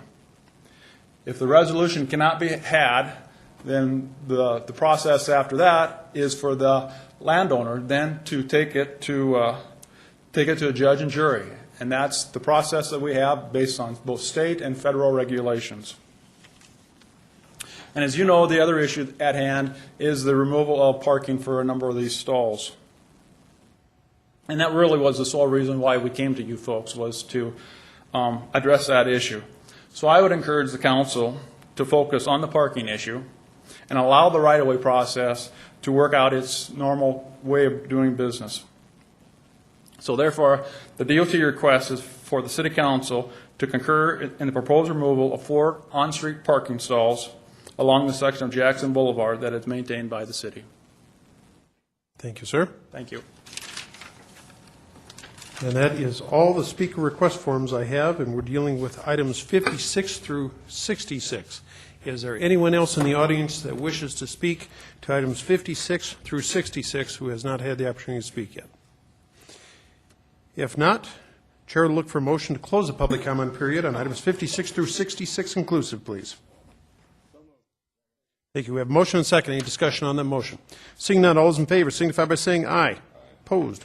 Motion passes. We're on to ordinances. Item number 56. Alderwoman Hadcock, if you would, please. 56 is the first reading of ordinance 5707, an ordinance regarding supplemental appropriation number 3 for 2011. I move approval. We have a motion and a second for approval. Discussion on that motion. Any discussion? Seeing none, all those in favor signify by saying aye. Aye. Opposed? Motion passes. Item 57, please. 57 is the second reading of ordinance number 5675, an ordinance establishing a 100-foot buffer between malt beverage retail establishments with video lottery and wine retail establishments with video lottery and residential zoning property by adding Chapter 5.12.095. And it says forward from committee without recommendation. Planning Commission recommends denial, so I recommend denial. Do we have a second? Second. We have a motion and a second for denial. Discussion on that motion. Let's go to Alderman Sam Quaker. Thank you, Mayor. I have a question for our city attorney's office and then a couple of comments. Okay, go ahead, please. My question for the city attorney is, based on the recent ruling in Sioux Falls regarding a similar buffer zone, is it my understanding that you would recommend that we wait on passing such an ordinance until the South Dakota Supreme Court has ruled in that case? Let's go to Joe Lundeen, Assistant City Attorney. Thank you, Mayor. Certainly, if you were going to pass the buffer zone, it might be beneficial to wait and see what the Supreme Court says. In the Sioux Falls case, they had some buffers, and the circuit court struck those down as inconsistent with state law. But if you're going to deny it, at that point, the buffer zone really wouldn't be an issue, it seems to me, because the Supreme Court or the circuit court said the buffers were illegal. If you're going to deny the ordinance, then I really wouldn't see it putting us in any problem with state law. Alderman Quaker, the floor is still yours, sir. In other words, based on the ruling in Sioux Falls, your recommendation is to deny at this time? I wouldn't say that. I'm saying if the council is going to deny it, I don't think you need to wait. If that is the wish of the council, you don't need to wait till the court opinion. If you want to not deny it, it may be beneficial to wait and see what the Supreme Court has to say about the buffer zones issue in Sioux Falls. Thank you. I think it's important to state a couple of things.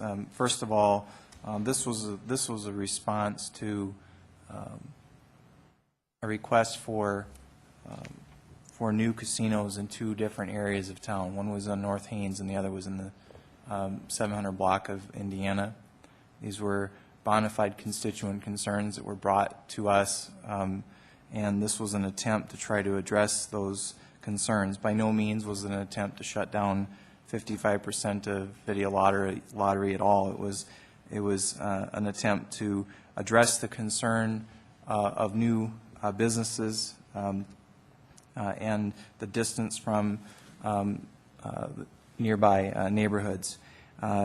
Rather than deeming a new casino as not being in compliance, it seemed that it would be better to try to have some sort of a distance requirement. So I just want to use this opportunity to thank Alderman Kroger for the concern he expressed for his constituents in North Rapid. I want to thank Alderman Waugh for joining the co-sponsoring of this originally to look into this, and I think that this was worth looking into.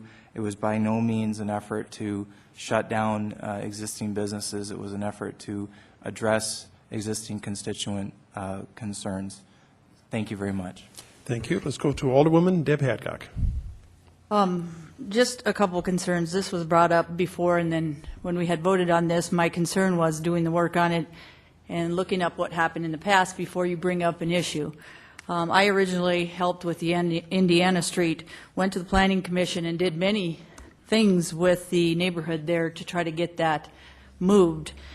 Because of the conditional use standards, and that's why I brought it up before, it helped create that bond that we didn't need to add any more buffers. It protected the people and the community and the residents in that area. Again, sometimes when we put three people through all this work, my main issue is people doing their homework, looking at what happened before. It happened in 2006. It shows right here that there has been no new businesses since 1999 in video lottery. So what we did was we put a process in place. We had the Planning Commission and the City Council and staff members through a lot of work, which in the bottom line did nothing but would have affected 55% of the people if this would have passed.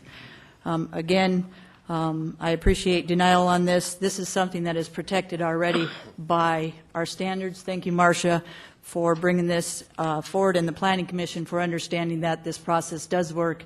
And this, to my knowledge, would have affected many small businesses.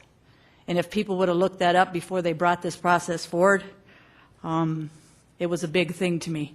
When you have a small business, you cannot control that business, kind of like billboards that we're trying to do. You got to be fair to all. I'm not a video lottery lover by any chance, but I like to be fair and just to the citizens and the businesses in this community. So I think when we look stuff up or we bring things forward that almost get passed, we ought to do that homework just a little bit more. Thank you. Thank you. Let's go to our Assistant City Attorney, Joel Lindeen. Mr. Lindeen. Thank you, Mayor. I must have accidentally pressed my button. I had nothing further to add. Makes it easy. Okay. Further discussion. Let's go to Alderman Ron Weifenbach. Thank you, Mr. Mayor. I think it's important to reflect that I think this was an attempt to keep some of the video lotteries directly out of the neighborhoods. Understand that we're being challenged right now for our particular deemed pertinent criteria, so I don't have a problem denying this, but I understand the intent of what was trying to be done here, and I think as Sioux Falls moves forward with their resolution or in their lawsuit, and as we move forward with ours, I think it'll maybe at that time it may come back up. Thank you. Thank you. Motion on the floor is to deny. Any discussion on that motion? Let's go to Alderman Gary Brown. Thank you, Mayor. I, too, want to echo what my ward mate said. I received calls on this issue, and both from residents and from a couple of casino owners, and they just wanted the issue cleared up. Where can we go in? What should the distance be? And so the intent of this was try to help clear this up a little bit. If it, I think the denial is probably going to go through in that, but it was not to be a punishing thing necessarily, but to help clear what the residents could look forward to and what the casino people do. Thank you, Mayor. Thank you. Motion on the floor is for denial. Any discussion on that motion? Seeing none. All those in favor signify by saying aye. Aye. Opposed? Motion passes. And that was a motion for denial. Item number 58, please.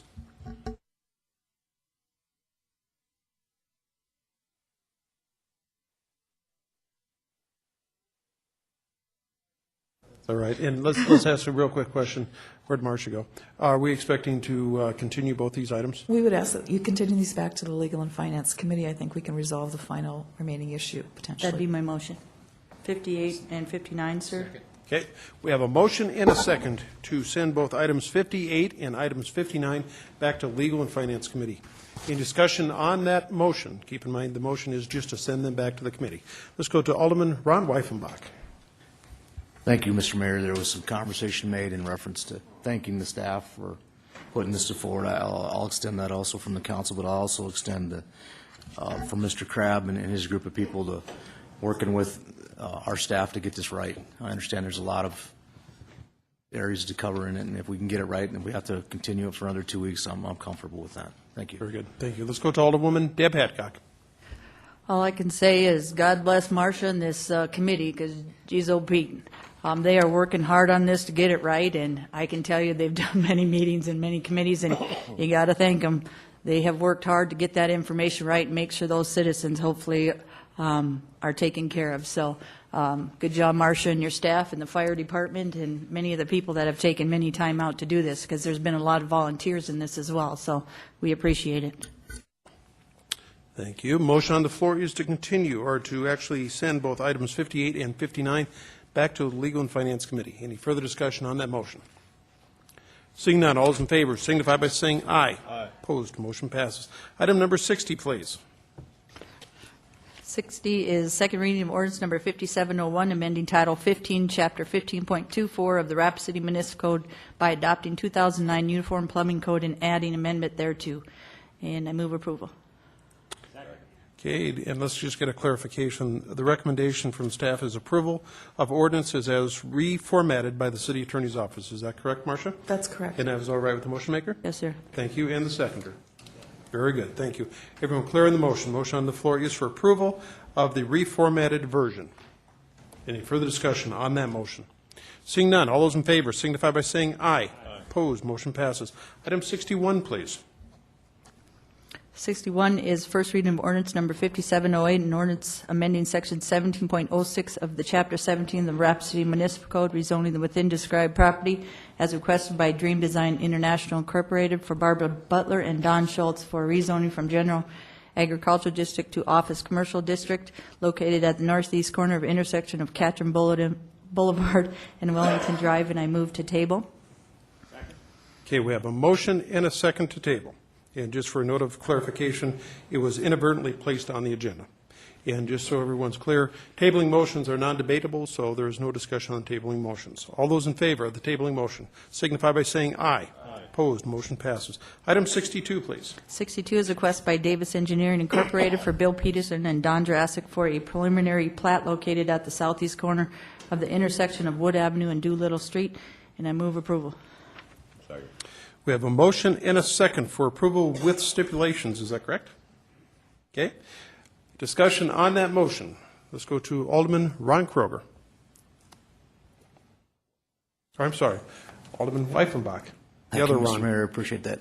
Thank you, Marcia, and for helping these gentlemen with this subdivision variance. I think this achieves what they need to achieve, getting to the point where they want to be. So I appreciate the efforts and the extra efforts moving this forward. Thank you. Thank you. Let's go to Alderman Dave Davis. Thank you, Mr. Mayor. Mr. Jurassic, I just want to compliment you on your tenacity and encourage everyone up here to vote to pass this thing through so you can get on with your project in the year 2011, because 2010 went by without it getting done. So thank you very much for all the time that you spent. And I know you worked hard with Marcia and her staff, and thank you, Marcia, for the work that you've done with this. I think it's very important. Thank you. Thank you. Motion on the floor is for approval with stipulations. Any further discussion on that motion? Any further discussion? Seeing none, all those in favor signify by saying aye. Aye. Opposed, motion passes. Thank you, everyone. Item 63, please. 63 is a request by Brian Vulcan for Ian and Amanda Vindaha for a layout plat located at the intersection of Nemo Road and North Emerald Ridge Road.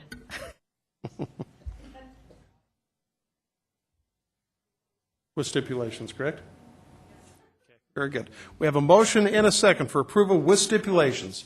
Discussion on, and you got the second on that, correct, Charlene? Who made the second on that, please? Thank you, Gary. I thought you did. Discussion on that motion. Let's go to Alderman Aaron Costello, who I believe is going to abstain. You're correct, Mr. Mayor. I'm abstaining as one of the gentlemen involved here is my employer. Thank you. Motion on the floor is for approval with stipulations dealing with item number 63. Any discussion on that motion? Seeing none, all those in favor signify by saying aye. Aye. Opposed, motion passes. Item number 64, please. Thank you, Mayor. I drank too much energy drink, so it's going. I'm moving faster than I should. 64 is a request by Davis Engineering Incorporated for David and Valorie Simpson for a layout and preliminary plat located at 1216 and 1220 38th Street, and I move with approval with stipulations. We have a motion and second for approval stipulations is item number 64. Any discussion on that motion? Any discussion? Seeing none, all those in favor signify by saying aye. Aye. Opposed, motion passes. Thank you, everyone. Let's see, we're on to items from Mayor. Item number 65. This is a second floor review committee update. And actually, Janelle Fink is going to give us an update. And I thank Janelle, and I see that Jim Meyerhouse is also here.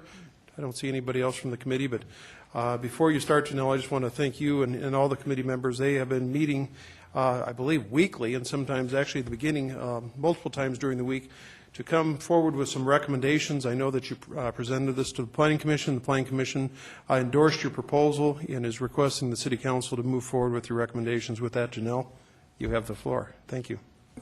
Yes, good evening. Thank you. My name is Janelle Fink, and I'm here on behalf of the Second Floor Review Committee.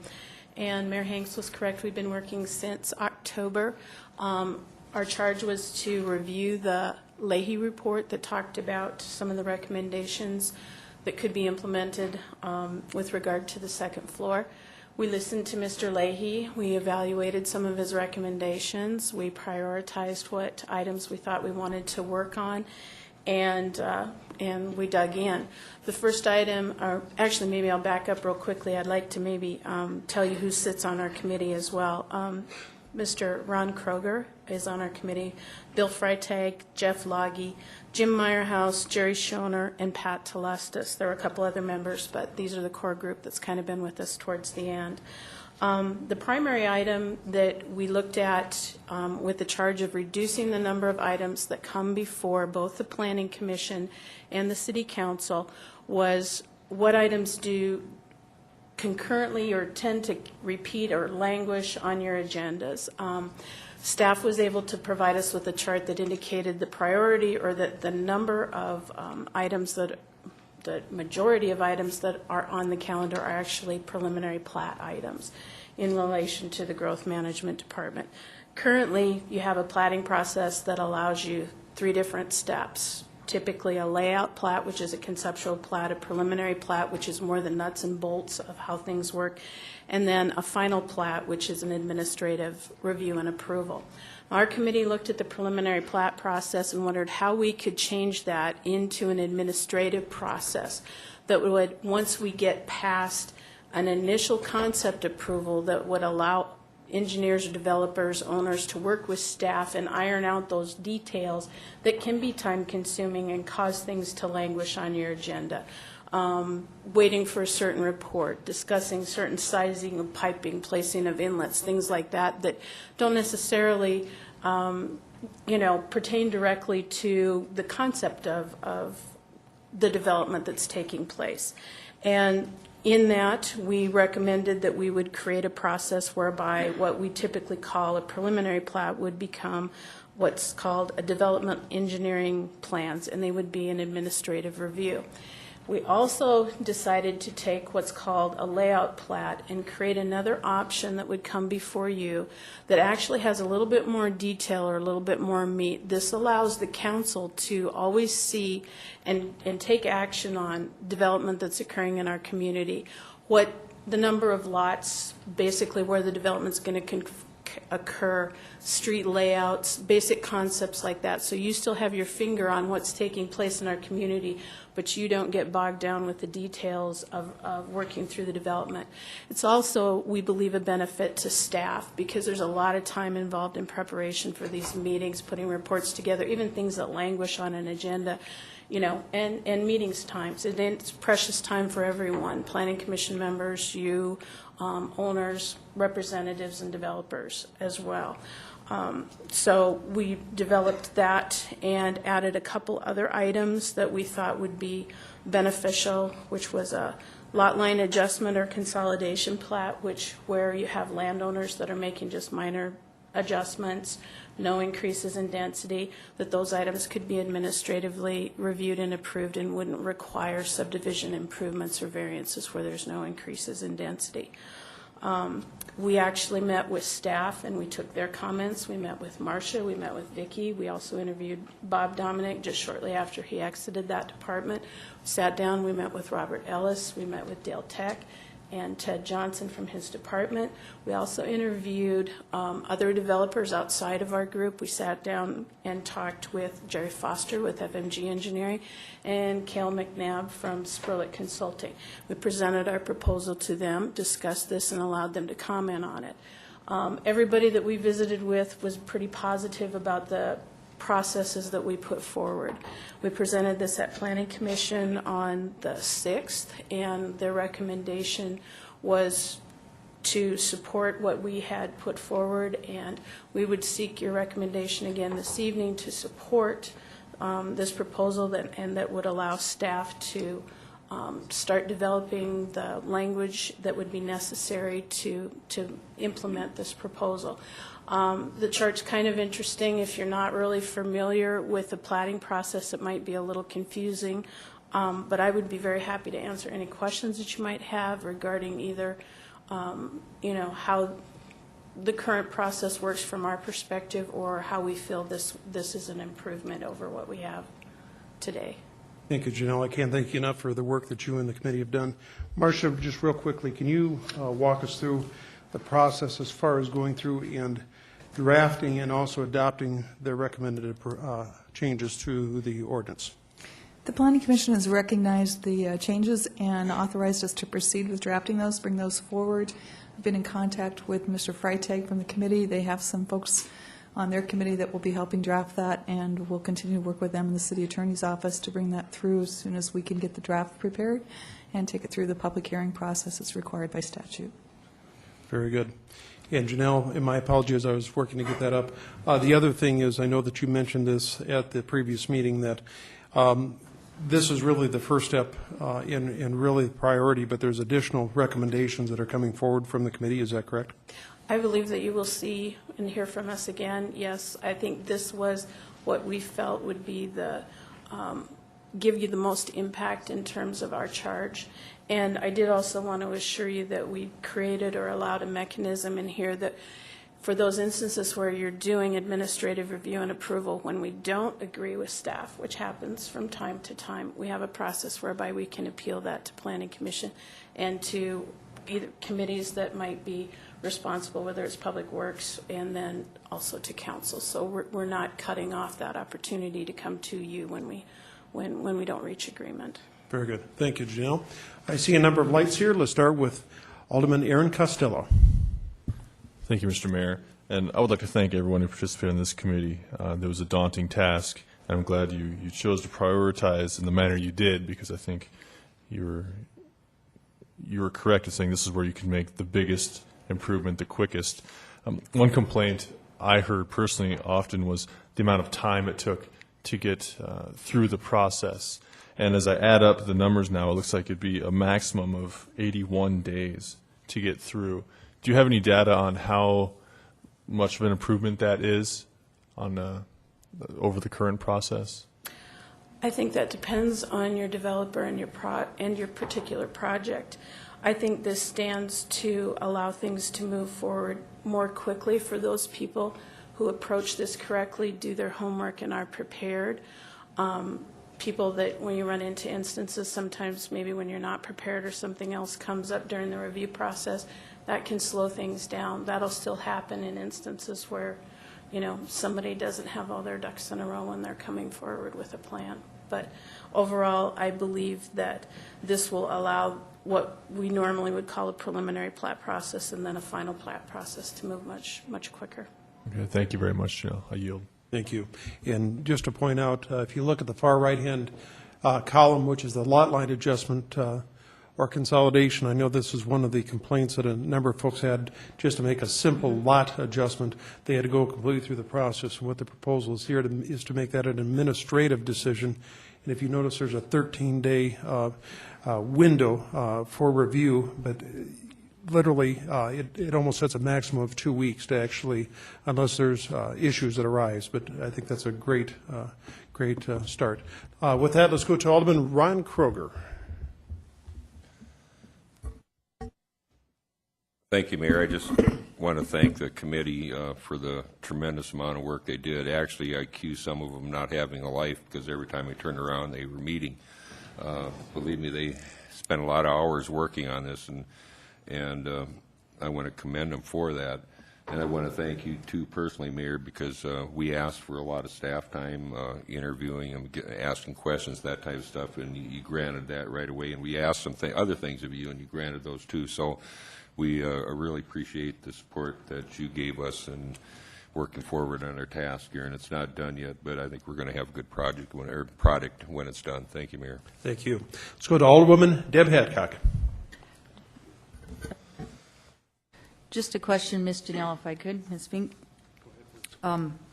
The biggest complaint that I heard from citizens or people that were developing anything was when they came in, they didn't get all the information. They were given like this piece of paper, and then 2 weeks later, another piece of paper, and then the next process was another. How is this committee addressing that issue with this kind of operation or this kind of process? Janelle? I think it would be my understanding that when staff comes forward with trying to implement this, that they will also create, again, sheets that explain the process. And we found when we reviewed that the sheets that do explain the processes are actually very, very clear. I think they do a pretty good job in that. I think what happens to people sometimes is that they don't always know what's going to happen next. And even as wonderful as your staff is and everything, there's no crystal ball when you come in, like with a layout plat, that's where you uncover some of these issues. And that's where those become discovered, and somebody wouldn't know that, or a staff member wouldn't know that until you actually go through the process. So some of those things may still occur, but I believe that we will have clear instructions as to how to follow these procedures. I appreciate that, and then even online, like some of the other cities and stuff, the way they put that online, so at least you have a basic direction on where to go and where in the process to go. Do you go to city finance for your video lottery? Do you go to growth management for a certain thing? Do you have to go to the lawyer's office? I mean, some of it should be laid out in a basic for the common citizen. And like I said, when some of the developers, that was also their biggest issue was we need all the information, and that information should be set forth at least in a basic idea of where we're going and where they have to go. So if that's being done or if that's coming forward, I guess that was one of the things that I heard that needed to be done to make it a better process. Our staff is very good. They also need it, have that laid out for them as well, of what we expect or what the citizens are expecting in a certain time frame of that to happen. So that just makes it when you come in, and I know I ended up getting in this situation myself and had a contractor. So even with him, the process still took a long time, and I understand some of those things are going to take a long time, but there should be a basic layout of that. So I would hope that would come forward, and I'll be asking or calling you on some of those issues. Thank you. Thank you, Deb. Let's go to Alderman Sam Quaker. Thank you, Mayor. Janelle, I have a question for you. Did the committee discuss the process as it relates to fire department reviews, engineering department reviews, or engineering division reviews, and city attorney's office reviews, or is that really another discussion for another day? We primarily focused on growth management and public works department, and we didn't believe that what we laid out here was going to adversely affect the reviews that go out to, say, the fire department or public safety. I think a lot of those, that the timelines will still allow that same time for review by all of the departments that currently review and comment. So, but we didn't directly bring someone in from the fire department to discuss this process. Thank you. And then, just I think a point of clarification is that I think the focus of the Leahy report, at least the original title of the Leahy report, was a growth management review. And, the title here says second floor review. I think you've done a great job with the mandate that the council has given you, and I look forward to these changes taking place. I do think that as we move forward, we also need to look at the processes as it relates to reviews by the engineering division, city attorney's office, and fire department, because we've all heard concerns over the years on those processes as well. So I think that this is a good start. I just wanted to make sure that it's clear for the record that the Leahy report was a growth management review, and not truly a total second floor review. And I think that is something that should happen as well. So thanks again for your work and the work of your committee. Thank you. Let's go to Alderman Ron Weifenbach. Thank you, Mr. Mayor, and thank you, Janelle, and the group of people that spent the time working on this. And moving forward with having some opportunities for administrative decisions. I think it's important that there's a lot of those decisions that they can make right there that are probably we're not qualified to make in the first place. But one of the things that I'm not sure that you guys have touched on, or if you're going to touch on, is development in areas of town that have already, say, where there's infill opportunities of blighted areas in town. I've noticed that whenever I've had to get involved on some of those areas, it was simply because there wasn't an administrative decision process in place. They were trying to fit new development guidelines in with areas of town that are old. Specifically, I think the last item may have been the fellow's building who blew up, Allen's Auto Repair. There was another Heritage Dry Cleaners. Both, in the end, resulted in night and day changes for our city. And but the struggle that those property owners go through, and the added financial resources that it takes to get there, is sometimes overwhelming for people who are trying to take on these projects. And that is one of my biggest areas of concern. And I don't know if you're touching on that, Mr. Mayor. That would be a question for Janelle. Janelle?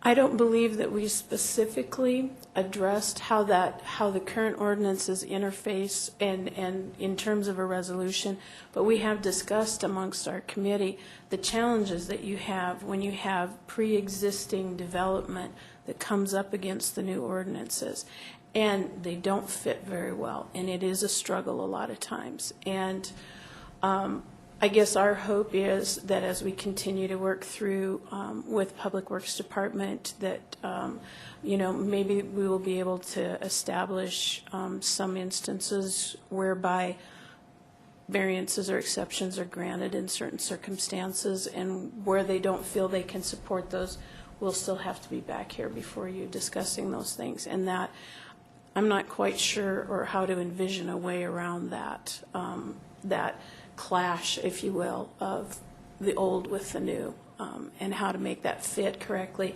and be fair to everybody else as well. So, Mr. Mayor, one more question. So Go ahead, that's please. something that's on the radar then that you're looking at, and I think the staff can add a lot of light, shed a lot of light on that. I think they get their hands tied trying to figure out ways around it and bring forward a solution that's just a common sense situation. So I appreciate that. Thank you.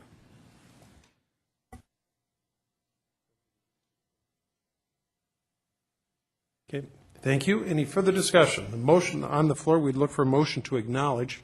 And just for a point of clarification, the council will see this once we actually have the draft language.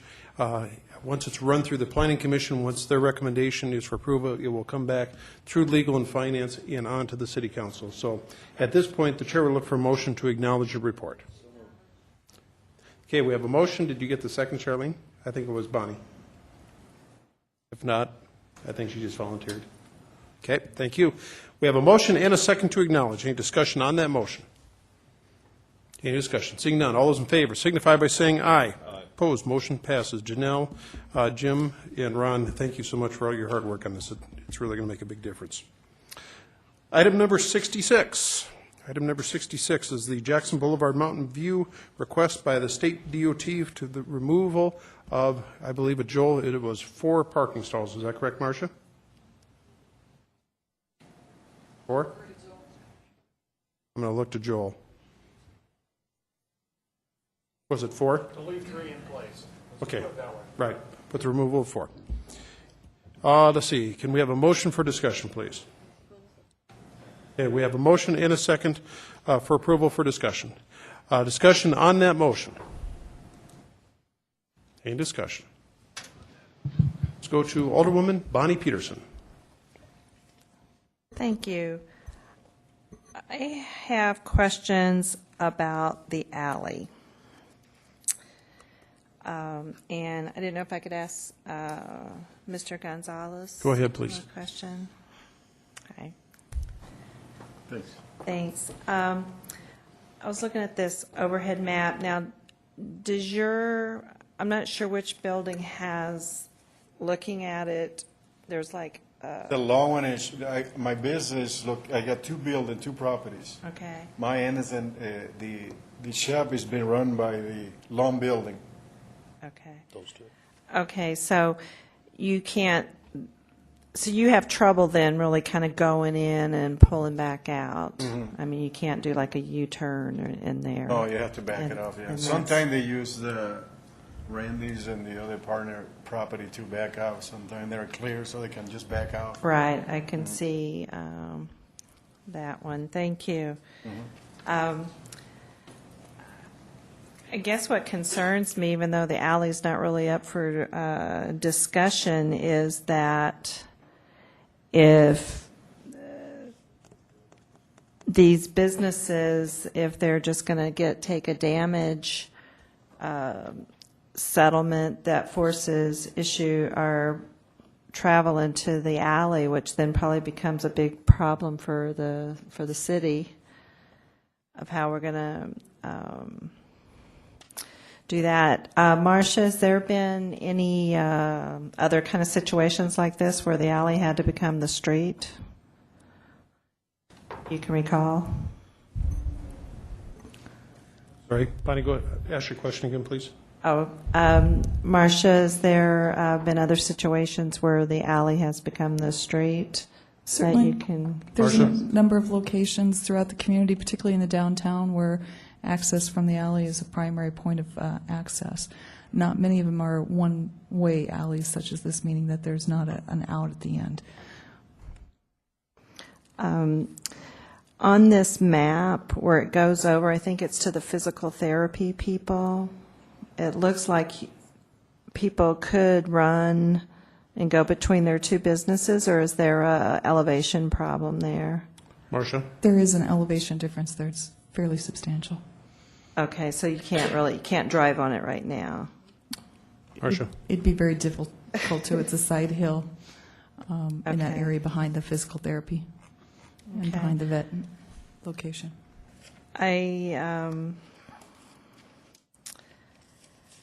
Okay, I'll wait and see what other people have to say. Thank you. Thank you. Let's go to Alderwoman Deb Hadcock.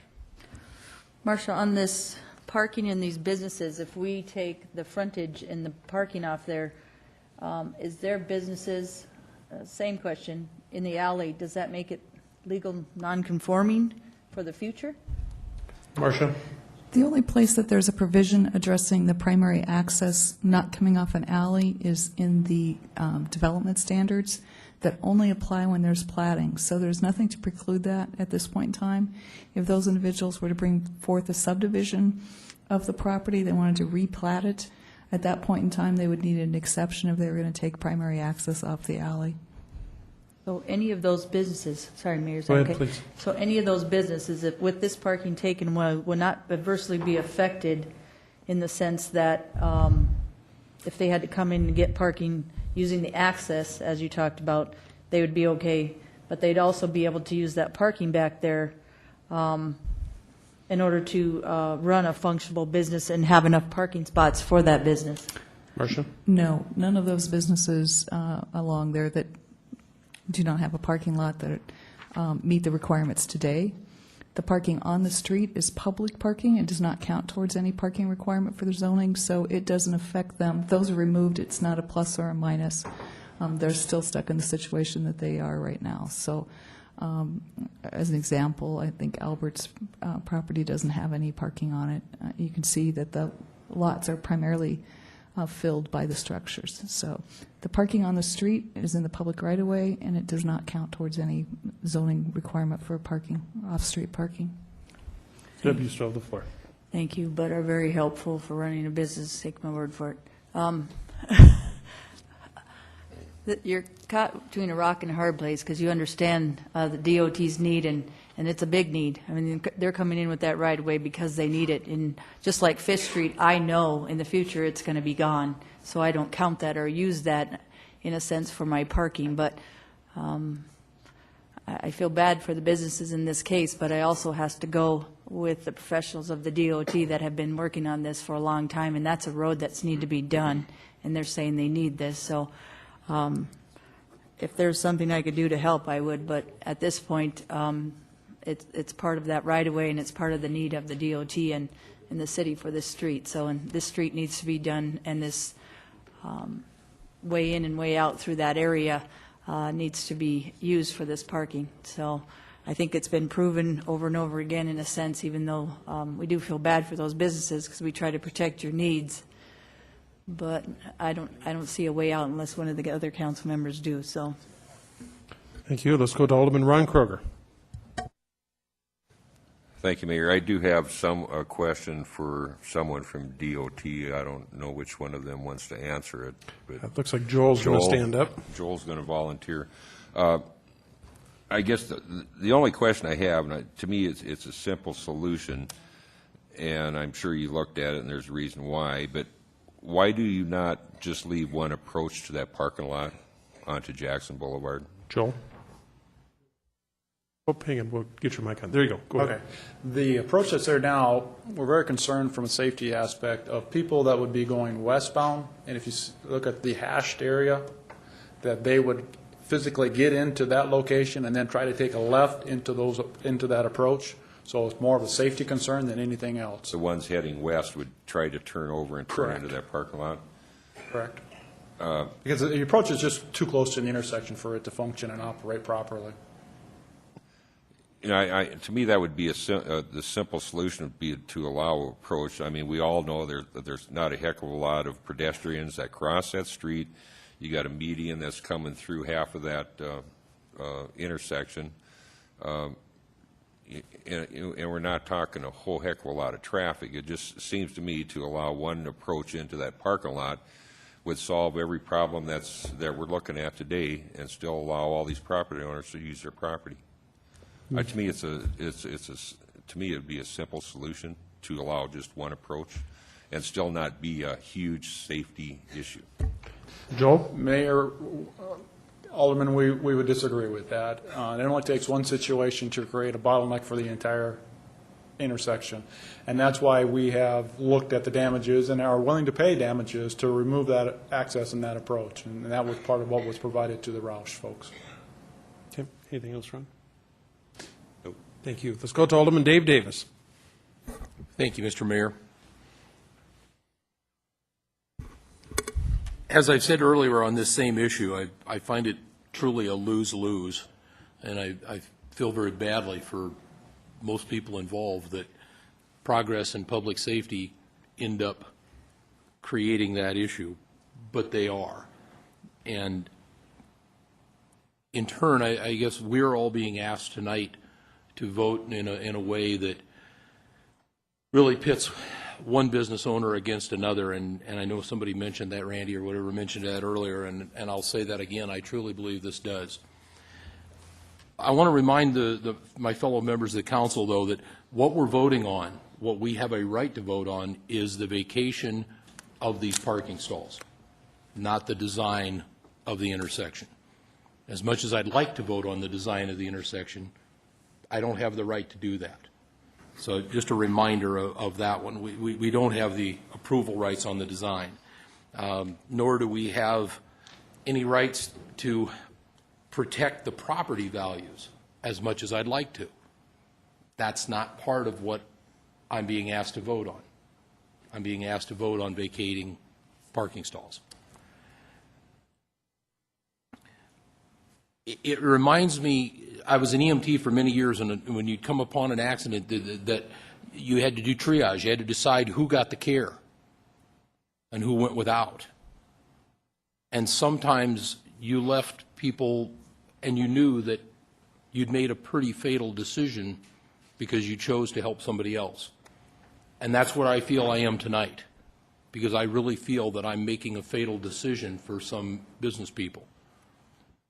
But overall, it's much like triage at an accident site. I've got to decide who I can do the most good for with a vote.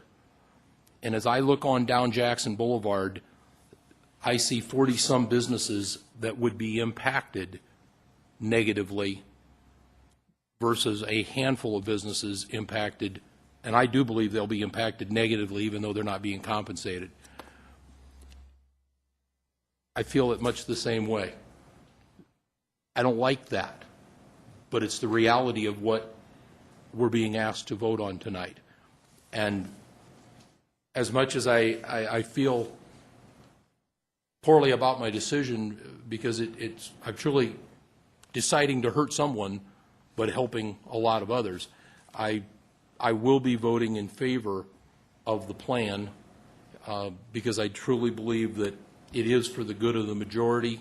It is what is going to be the most benefit overall, and I don't want to see an opportunity where Jackson Boulevard continues for another year or two while we try to figure this thing out, and that maybe these dollars end up being used somewhere else and that Jackson Boulevard doesn't get repaired.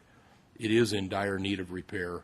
It's one of the main arteries in town. It needs to be fixed, and we have the opportunity to do that. And so I will be supporting the motion. Thank you. Thank you. Let's go to Alderman Ron Weifenbach. Thank you, Mr. Mayor. I'm going to digress a little bit and go back to Alderman Kroger's comment about the exit, at least an exit right out of there, right in, right out. In between there solves a lot of problems. I understand that moving forward and getting this road is a priority for the state, and it's going to get done. As you move farther, I'm thinking, this is east. Is that a right in, right out there too? I guess I would ask that question, Mr. Lunt. Is that correct name there, Mr. Mayor? Go ahead, Joel. Mayor, the question is the access farther? I would actually consider north, but it doesn't. Are you talking about right there? This access? Yeah. No, that's a city street. That's Clearview Drive or Lane, and that access will be full access. So they'll be right in, and they can make a left turn there. Correct. There'll be more accidents on that than you've probably ever seen, in comparison to having a right in, right out on where Alderman Kroger had mentioned earlier, which solves a lot of problems. Whether we want to believe it or not, I understand what we're challenged with whether we vacate the 4 parking spots or whatever. But this is a very, very complicated design for any intersection. Mr. Mayor, I also have a question. Is this a lighted intersection? Let's go to Joel Gent. I think the answer is yes. The intersection will be both lighted and signalized. Yeah, that's what I meant with signalized. I'm sorry, I didn't. I'm not sure why there wouldn't be. I can see there being an issue with that alley that we're going to have to face at some point. I don't know. I mean, we make this move to approve these, and that alley issue is not going away. And to think that doesn't adversely affect the rest of those buildings, whether it's the state or the city or whoever it is that's just wrong, because that's going to be used by not only the businesses that are directly there, but the ones that are farther, that are leaving their businesses open. I'm not sure how that's going to work, but I think having a right in, right out there, to me, makes total sense. But having that right out and left out is going to be more confusion, but maybe the state doesn't have any jurisdiction over that, whether that's a left turn or a right turn or whatever it is. But people coming in left there and leaving left there is going to be way harder than a right in, right out at that intersection. So that'd be my comments, and I'll yield to my colleagues. Thank you. Thank you. I'm going to go to, I believe, Alderman Bill Wall had his light on, and my apologies. I'm still trying to figure out the new timing system. Alderman Bill Wall. Thank you, Mayor. I don't like being put into this spot where we have to make a decision on who are not, or who are we going to affect by this sort of a design. But I understand where the South Dakota Department of Transportation is coming from. I understand the funding issues and everything that's going into this project. But like I said, I don't like the spot that I'm being put into to vote to take parking away from viable businesses along Jackson Boulevard. But I do have to agree with Alderman Davis that by taking these 3 away, allowing this project to go forward, which would allow Jackson Boulevard to be brought back up to standards, and also by making this intersection, according to the DOT, a safe intersection, then I know how I have to vote, and I know the people that live on that side of town, and also people that use Jackson Boulevard, they want that street repaired. I get numerous phone calls on all the potholes on Jackson Boulevard, and it's easy for me to say, well, that's a state highway, but a lot of folks that don't make the phone calls don't understand that. So I don't like the way I'm voting tonight, but I have to vote the way I'm going to, and that is to support the removal of those parking places. Thank you. Thank you. Let's go to Alderman Jordan Mason. Thank you, Mayor, and thank you, Alderman Kroger, for bringing up the question. And hate to beat a dead horse here, but I'm looking at this, and that median there, I guess I'd just like a little further explanation, because I'm just not understanding why that median that is centered over that parking lot between those two businesses, why you couldn't remove that, allow for the access, and allow, simply put up a sign notifying that you cannot turn left to go back onto the far adjacent lane on Jackson, and why that wouldn't help alleviate some of the problems. I mean, I'm trying to understand what's the safety concern, because I do understand the safety concern coming out, going left back, but if you have traffic going to the right, I'm not seeing it for some odd reason. If you could please clarify. Joel, do you understand the question? I believe I do. Go ahead, please. The issue at hand here is this access point right there. My statement to Alderman before was people coming into this lane, which isn't really a lane, and trying to make this maneuver. There also is an issue for people that are trying to get out of this access point. And whether you do this or whether you try and do this or something in that manner, the approach itself is just way too close to the intersection. And so from a safety standpoint, that's why we're wanting to eliminate it and remove it and pay damages to get it out of the way. Does that answer your question, Alderman? Sort of, and I think we're getting there. I'm just not understanding, frankly, why that median is extended so far out. And, for example, as you've drawn that arrow to where you have, if someone were to try to go that way, which I agree they shouldn't. Are we talking this median? Yes, exactly. And I guess I'm wondering. It's really, Mayor, to help these individuals also to ensure that they stay in their lanes and go the direction that they're headed. It's more of a channeling device than anything else. Thank you. Appreciate the clarification on that. I guess I'm just asking because I'm thinking this through and thinking about the signals and just noticing that the lines, clearly indicate that, and I guess I'm just wondering, obviously coming down that street, the signal would only allow them to that section from what I'm looking at. But I appreciate the clarification. Thank you. Mayor, if I add one more thing, and Tom helped me out with this, it's also for those vehicles that are making this maneuver to stay in the lane and not cut it off and get into the other lanes that they're not supposed to. So it delineates that traffic movement also going from eastbound to northbound. Okay. Anything else? Very good. Let's go to Alderman. Let me ask the question. Does anyone wish to speak before Alderman speak for a second time? Is there anyone that has not spoken that wishes to speak? If so, turn your light. Seeing none, we'll go to Alderman Ron Kroger. Thank you, Mayor. I have one other question for Joel. Joel, on talking about an access on that street there, the last two buildings to the west, why couldn't you allow an approach between those two buildings where they could access, Roush Moving could still access their parking lot? You follow me? Not completely. The last two buildings on the west, the gap in between those, why couldn't you? This is the Roush building? Right, go over farther to the west. The west? To the west, right. Here? The last two buildings. Yeah, right in between those two buildings. Why couldn't you allow an approach through there and where they could come around the back of that building and access that parking lot? We reviewed that and looked at that, and there is an elevation difference between where the new curb line, the elevation of the new curb line is going to be, and the elevation of this lot, and it'd be over a 10% grade. And you also have sight distance if somebody is sitting here trying to view past that building. So those were the two things, the detrimental things for allowing an access at that location. Okay. Anything else? Let's go to Alderman Ron Weifenbach. Well, I'm going to go to Aaron Costello, who has not spoken to me, and then we'll come back to Alderman Weifenbach. Aaron Costello. Thank you, Mr. Mayor. A question on the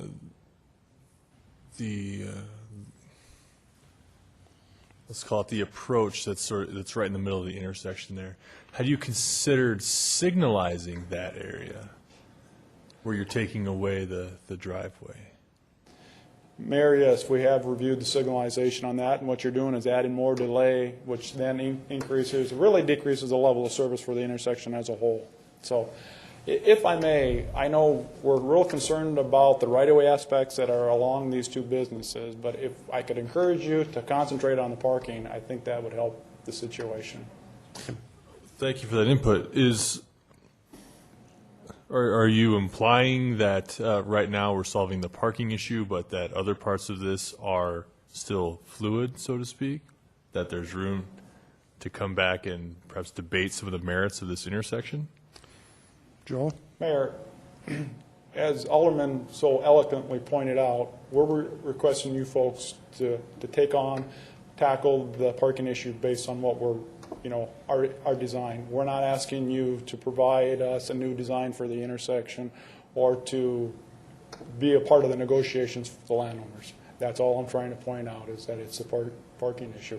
And so the design that we have here tonight, to be honest with you, we reviewed this and looked at this, and my staff has had enough time spent on it. So I'm ready to move forward, and I'm asking for your concurrence to do that.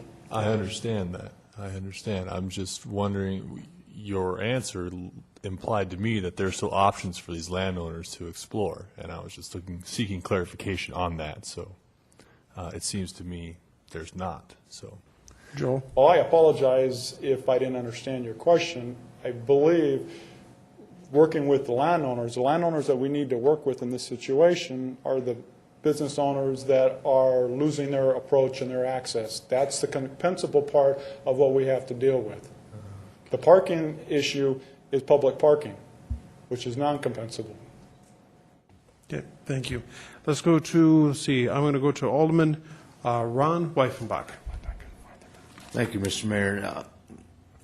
Thank you, Mr. Lund, for your patience, and I understand it's frustrating for you, but also understand you guys are making a decision that's leaving us with a large dilemma, and I think that's where some of the questions coming through. And we understand that you can do what you want to do, and we appreciate that, but, there was, Mr. Mayor, I'll have a question for Mr. Lund. Go ahead, please. The point where the median on the west side, and then there's no median on the east side, and you're saying that people will move into that yellow lane. Is there a reason that you can't put a curb type medium in there to keep them from turning if you decided to do a right in and a right out? I guess in a further explanation, and I appreciate your patience.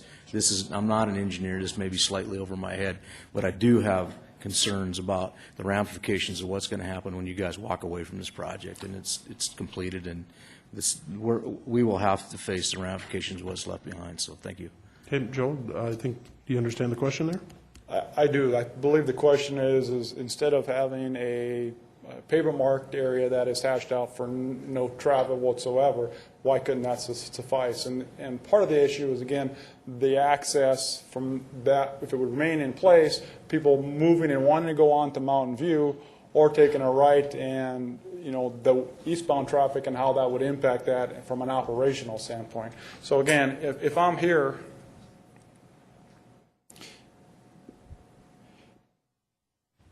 and I want to go straight, that is a safety concern for us. So it's just not this movement here. It's this movement, and coming through, and it's really, from an engineering 101, it's the distance and the close proximity of that approach for where all of these conflict points are trying to manage and get to where they're needing to be.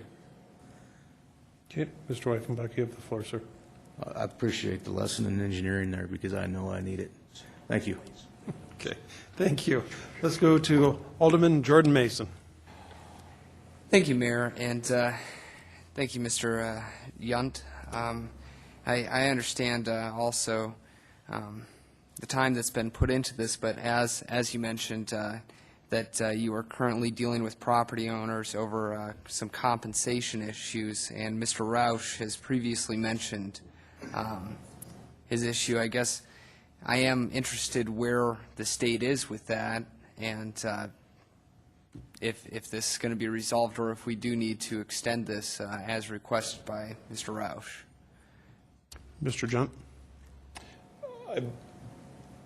The status of the right-of-way for these two landowners is that we have completed appraisals and we have offered them compensations. And again, two different scenarios. One scenario is to pay for the damages, or damages would be paid for removal of those access points on Jackson Boulevard.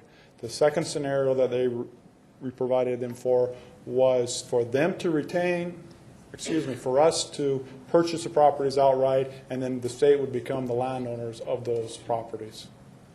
And if that's your question, if you're asking where is our situation, the status for all the other landowners that we're trying to acquire right away from, we are continuing to pursue with those. We have other landowners that are at this intersection that we have not made offers to, based on trying to get this issue resolved and moving forward with it. I appreciate that. I guess something I always take a concern with is property rights. I think on a number of issues it's become pretty obvious that that is something that I pay very close attention to, and in this instance I feel very strongly that we should take into consideration the property rights that we are affecting. And so I do understand that in these instances there is the utilitarian logic of the greatest good type factor that we are weighing, but there is also the factor of weighing individual liberties and the rights of these property owners and the rights that they have. So I guess I am considering that as you sort through this, I guess I would make the comment that I am willing to explore extending this issue to allow for these property owners to sort through some of these issues, because this does affect their livelihood. It does affect the way that they make their living day to day. And as it is, we're in the middle of winter.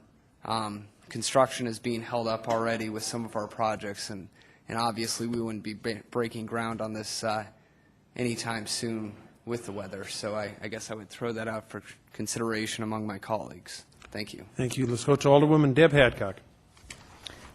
Just a couple of things. The state is funding this project, which I appreciate, which could be affected by delays on some of this, and they might just move to a different street or different state highway where there hasn't been as many issues, or that they can move ahead with right away. So I would urge my colleagues in this, sorry, wife from Bob. The basic issue here for me is this is a state highway. The liability, if we change it as council members and city members, is on them. So anything we might change that would adversely affect this and their engineering standards would come back. It seemed like it would come back to us, because we would be the ones changing it. They have went through this many times, and I believe in property rights of the people as well. But I also understand that there's a funding issue coming up, and there's also the liability, again, is on the state people. It's on the DOT and the state highway. We could be causing, by our changes, something that could adversely affect their liability. And I think that's why they're trying to tell us this. The main issue here is this is about the parking spots, not how we can change their engineering standards, because by my looking at this, seems like that they're trying to tell us that in a nice way, and we're kind of frustrating them. Mr. Junt, sorry. Again, I truly understand the rights of the people, and it's really hard. It's very hard for us. But we also have to go by what those standards of the state highway department on this issue. So bottom line is we need to move this forward. They need to start on this highway, and we feel bad for the property owners. Thank you. Thank you. Just a reminder, the motion on the floor is to grant the state's request for the elimination of 4 parking stalls, which would leave 3 parking stalls. I see no further lights. All those in favor signify by saying aye. Opposed? Do we need a roll call? Let's take a roll call, just real quick, if we could, please.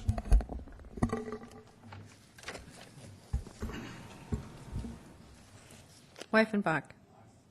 Davis. Hadcock. Kroger. Costello. Aye. Quaker. Waugh. Aye. Brown. Aye. Mason. Peterson. Motion carries. Motion passes on a 9-1 vote. Thank you, everyone, for the discussion. We appreciate it. Thank you. That does get us to, that was item 66. We're on to 66A. And that was an item from Alderman Jordan Mason, an update on the letter for financing on the Presidential Plaza. And Mr. Vulcan, were you going to give us a quick update?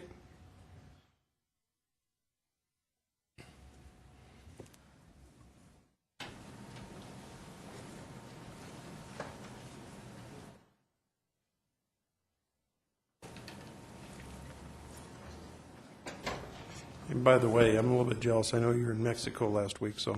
I was, and don't hold that against me, but I wish I was there now. Brian Vulcan, one of the partners with President's, or St. Joe Investment Group, developing President's Plaza. I know a number of the council people have come and reviewed our letter of financing from the bank, and that invitation is open to any others that want to come and review it. That is, it's a document that is not a public document. We don't wish it to be a public document, but we will allow the councilman to review it if you'd like. We are working on a letter from the bank. I quick sent off a text message when I got here tonight from my partner who had meetings or a conference call with the bank today. I didn't get a positive response back whether they had a condensed letter that I could make public ready. So I can't give any more update than that, but we are working with it, and we are going to be meeting with them. I can't remember if it was Thursday afternoon or Friday morning. He didn't reply back to me. Okay. Right. Why don't we do this, and I'm going to open up for questions of the council members. Just if you could just contact through my office and give us an update prior to the next council meeting, and give us an update whether you have the letter, that way we can distribute it, or if you have sort of a timeline, we'd appreciate it. And with that, I'm going to go to Alderman Jordan Mason. Did you have any questions? Or Yes, Mayor, thank you. And I got a chance to stop by and talk to Mr. Vulcan today, actually, and take a look at that document, and I appreciate his time. But it's something that obviously I feel that the city and the citizens of Rapid City need to be updated on the status, given the city's commitment in this, along with the TIF and that area that is affected in that TIF district. So the status is this has been an ongoing issue for a while at this point, and I guess I feel I'd like to also hear where, I guess my question is, Mr. Vulcan, and I kind of alluded to this earlier this afternoon, but about where you're at with getting any sort of assurance to the city that the financing is moving forward. I looked at the document and I see some of the parameters being set up, and I guess I'm just looking for some sort of assurance to the city that this is going to move forward sometime soon. Mr. Vulcan? I can appreciate that, Mr. Mason, and we want to give you that assurance as well. This is a very complicated financial package. As you saw, the letter is really a one-page letter we have with 12 pages of conditions, and when we felt we met those conditions, we came and reported that to you, and we are moving forward. Financing will be final the day they write us a check, but we are trying to get something from them. They don't want to release any of their proprietary business arrangements that they've put in place for these type of business structures, and I can see why the bank wouldn't want to release that to the public, because it's just like giving the competition your roadmap. So we're trying to get something from them that they feel comfortable presenting to the public, because once we give it to you, it is a public document. And we are as anxious as you, because every day this goes by, it costs me more money. Okay, very good. Anything else? Just one additional thing. I just want to say I understand that, Mr. Vulcan, and I guess The only thing I just wanted to mention is that we're also anxiously awaiting that day as well. So we all are. Thank you. Let's go to Alderman Sam Quaker. Thank you. Thank you for the questions, and I do have a question for Mr. Vulcan. Go ahead, please. What is the date of the letter of financing that you have now? 22 July 2010 is when it was issued. Okay. So And it laid out all the conditions we had to meet, and they fully expected that it was going to take at least 6 months to put this in place. So really what you're waiting for at this point is a letter stating that you've met the conditions? Right. We owe them stuff. It's a back and forth iterative process that we've been going through for a number of months now. So I guess the question that I have then is maybe this is more of a question for the council too, but at what point does the council need to make a policy decision to grant an extension, Mr. Vulcan, if we don't have if we don't have something firmed up? And I agree we don't need to probably release all the fine details, but I think the community would be satisfied with a one-sentence letter that said the stipulations have been met and we're moving forward. Yeah. And that's exactly, Mr. Quaker, what we're working towards. The timeline that I laid out on the 6th of December is still valid, and we're still on that timeline for the design and the construction and the land transfer, and all that stuff is still valid. This one issue of actually getting you a document from the bank is something we're working towards. And you got to understand, banks are skittish these days about getting their name out there for anything. And if you can review the letter, and it'll clearly explain why. So. And just to follow up, Mayor, I do understand that the banks are skittish, and I understand that there is a level of patience that we all need to have. At the same time, we have responsibilities to our constituents, and it really comes down to a policy discussion of if the financing document isn't available, and the financing the financing confirmation isn't available, and it was supposed to be available or completed by December 6th, does not the Rapid City Council need to take action to grant an extension? And that is my question is at what point does the council grant an extension so that you can get the financing commitment? Because it was my understanding that the financing commitment would be confirmed by December 6th. Mr. Vulcan? Well, I don't know if I can comment on a policy decision. I'm not asking for an extension. I think we did go back to our master developer agreement, and we looked at what you had asked us last summer to do, and we thought we met all of that. Now, if the council feels they should need to go through a formal extension, that's something that's up to you. We don't think it's necessary. We think we're meeting the letter of our master developer agreement and all the stipulations that you gave us originally. So I just can't answer your policy decision for you. Thank you. So with the time I have left, I'd like to ask the city attorney's office a question. Joel, from a policy standpoint, was December 6th a deadline for the financing commitment to be confirmed? And if so, does the council need to take action for an extension? And if not, why not? Mr. Green? Without actually going back and looking at the letter, I don't think I can answer that. I'd be happy to do so at Legal and Finance. My instinct is, though, that the council has given it its implicit extension with your action on December 6th, but I'd be happy to, again, look at it and find exactly what the language is and bring it back to you.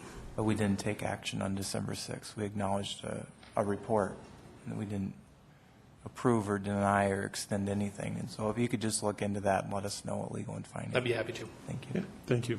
Further discussion?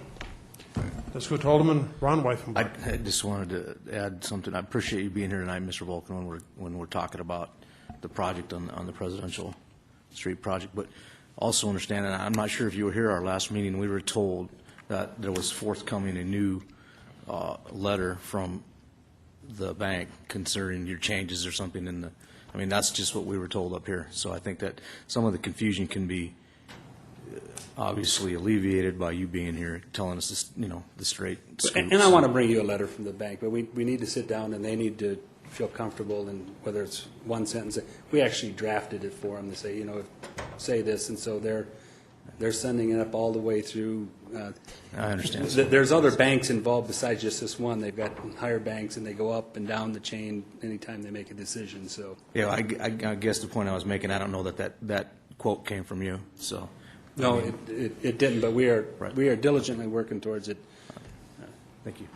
Every day at 8 o'clock, we have a conference call with all the partners, and it's a big project. I understand. It's a brutal. Thank you. And let's go to Alderwoman Deb Hadcock. I guess my confusion here is, why is this timeline any different than the last developer? I mean, we gave him a certain amount of time, and when it was done, we were ready to open it up again. So if anybody has that answer, I'd like to hear it, because I can't figure out the difference. I understand you guys are working hard at what you're doing, but why would this be any different? And maybe Mr. Vulcan can answer it. Why would this be any different than the last developer? I'm not opening this back up for other people maybe too that could move this forward faster. Mr. Vulcan? I can't speak for the other developer and why he stopped the process when he did. I can't answer that for him. I can tell you we are moving forward in a positive manner. This is a very complicated arrangement to bring together and to make work. And I think those complications may be added to why he backed out. I will tell you and give you the commitment of this group that we're going forward in good faith in a positive way, and we have no desire to string the city along or anybody else. We want this project to happen for all the reasons that we said originally, and that was to do something positive for the city of Rapid City. And I understand the dilemma you're against. You're getting pressure. Hey, do something, do something. Well, we want to do the right thing, and I very much appreciate your patience in this. And I will say that I've had quite a few dealings with the city council, and this project has been the best experience that I've ever had as far as coming up with solutions and working in a positive way. And the committee, the mayor, and the council leadership, both this council leadership and that last council leadership, have always come up with solutions to help us move forward in a positive way. I want to continue that. Nobody wants to move this project more than I do. Thank you, Brian. My concern is the exceptions, again, in the timeline. If we give you certain exceptions that we did not give him, so he had to shut down his project, I guess I like that to be known in a sense. So for one specific reason, is this really going forward? And how long is it going to take you? And like I said, those exceptions and the things that we have not done for the other development, which we had full confidence. It's not that we don't believe in you in a sense, but we also have to give the taxpayers of Rapid City, the people of Rapid City that might want to go forward on this as well. I mean, we understand learning process, but I guess I would like to know sometime, what is that drop dead date when we have some construction going and we know that this is going forward, because that's the big question. Can I offer that within 30 days, 2 council meetings from now, we'll come forward and give you a more positive date on the financing and the other things, because we're right there, and I can't do it today, and I don't think I can do it next week, so I'd like at least to have that 30-day window, come back and tell you where we're at. So, Mayor, do we have to make a motion in 30 days to have a drop-dead date of when construction and we'll just things go ahead will and move put it on forward? the agenda for another update, and Okay. I think everyone understands what that date means. And I appreciate your answering our questions today, Mr. Vulcan. Again, we think this is an exciting project as much as you do. It's going to be awesome for downtown, so we're hoping this can move forward, and hopefully you're the guy. Well, I hope so too, otherwise I'm a whole pile of cash. But I do want to make one clarification on item number 63. It's Ian and Amanda Vadina. So in case you were trying I'm bad to at get the name, so I apologize. Okay, thank you. sir. Thank you. And Charlene, please make a note that we actually put that on the agenda for the second meeting of February. Okay, thank you. Can we have a motion to acknowledge, please? Okay, we have a motion second to acknowledge. Discussion on that motion. Let's go to Alderman Sam Quaker. Thank you, Mayor. I thought we were going to have an update at Legal and Finance also regarding the appropriateness of the, because I just heard the city attorney say that we had essentially granted an extension in December. And that's not going to be well received by some because there wasn't an opportunity to debate or vote on a true extension. It was acknowledging a report. So I think we need to have the city attorney's office clarify that for us at the very next Legal and Finance meeting, because we now have a statement out there by our city attorney's office that we granted an extension in December. We most certainly did not. We heard an acknowledgement, we acknowledged a report. So I think we need to clarify this. I think Mr. Green said that he was going to look into it and come back at the Legal and Finance Committee meeting. Is Jason in the other room? Was that his comment, Joe? I don't think that's in contradiction with the motion on the floor. Jason, here's the scenario. We actually have a motion on the floor to acknowledge, but Alderman Quaker asked the question as far as your statement that you're going to look into the actual statements in the motion that was made at one of the previous meetings and report back to Legal and Finance. Is there any conflict with how we're? I don't think there's any conflict. I made that commitment. I will have that item on the agenda at the next Legal and Finance, and you'll get that report. Very good. Further discussion. Let's go to Alderman Ron Weifenbach. Thank you, Mr. Mayor. I'm hoping that Jason will address the concern to how the conversation went, what all the notes or meeting minutes that were available, so we can have a clear understanding. Thank you. Okay, very good. Motion on the floor is to acknowledge. Seeing no further lights, all those in favor signify by saying aye. Opposed, motion passes. Thank you, everyone. Let's see, we're on to public hearings. These are public hearing items 67 through 81 inclusive. 67 through 81 inclusive. Chair would open for a motion to open the public hearing. Thank you. Do we have a second? Second. We have a motion and a second. All those in favor signify by saying aye. Aye. Opposed, motion passes. We do have a couple of speaker request forms. First one is from Julia. I believe it's Rolfe, item number 78. Yes, that would be me. I'm Julia Rolfe, and I'm here to talk about this assessment cleanup for miscellaneous property that I got from the city. Okay, and this is the, item number 78, everyone. The amount of it is $262, which is just outrageous, and it's something that I can't pay. And I have here an incident report and another police report that I have that had some reasons to do with my property having that done. I would like to pass it. You want to go ahead and hand it to Joel, and he'll pass it along.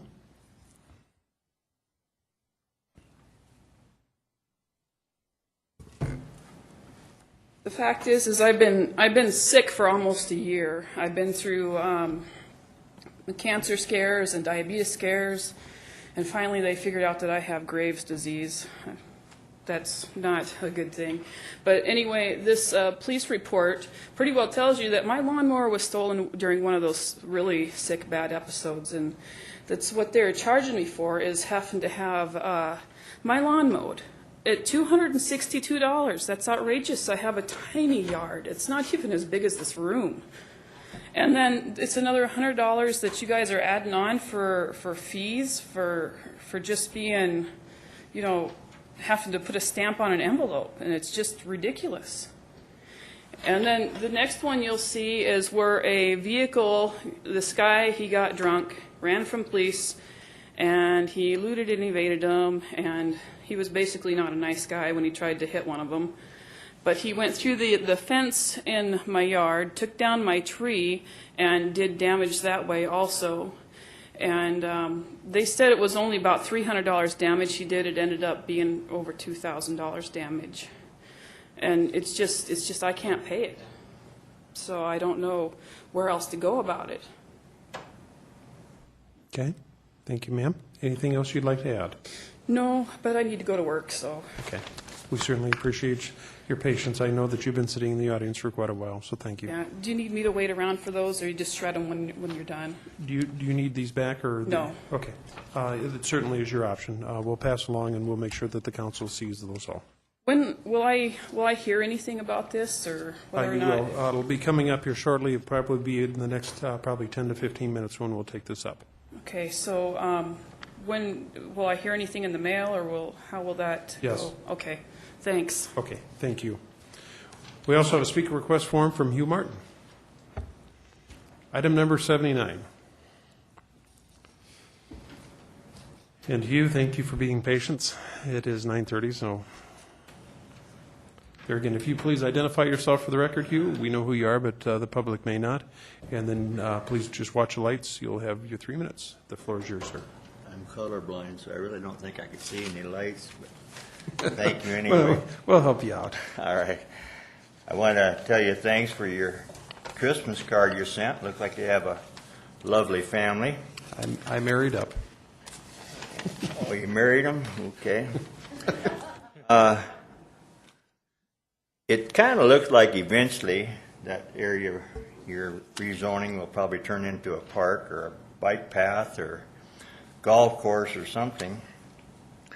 But one of my concerns is camping, you know, that we won't be able to do any more camping in the background. And I was discussing one of the ladies that live across the creek from me, and she brought up this horse, raising the horses. I have 11 head of horses, but I don't keep them in that area. I do bring them in off and on. But it says in this that you're allowed riding. It don't say anything about having horses, so I don't know if that's going to change what I can use my property for. There ain't a whole lot you can use it for right now, and if you turn it into flooding, flood hazard, it's going to even take that away from this, you know. But that's two of my concerns. Also, that I know I've heard the city don't have any money, and but I have been approached about having my property bought by the city at one time, and I'm concerned about not getting a fair market value for what I do own. You know, I have about a 3,000 square foot home plus a 50-foot garage there, and they got it market valued now at $130,000. I don't know how in the world you'd ever build those two items for $130,000, but that's a big concern of mine. But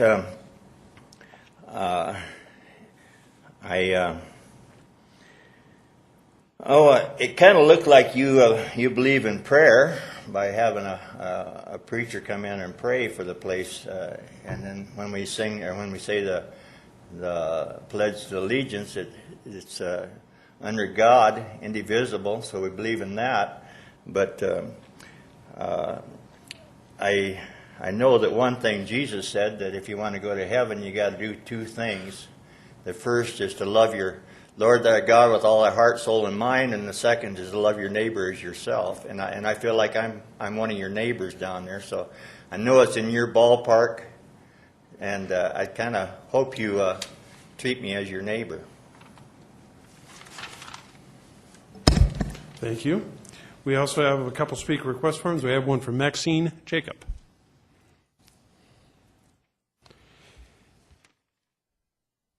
Good evening, Maxine. If you just come forward and just, for the record, state your name, and then the floor will be yours.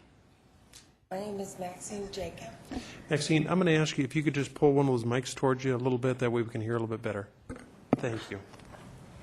I just bought my property on Orchard Lane a year ago for the sole purpose of I could have my horses there. And now, according to that list, I can't. And I was just asking you to reconsider, because and that also is another selling point, to resell my place if I were to ever move. And I know a lot of my neighbors also have horses there.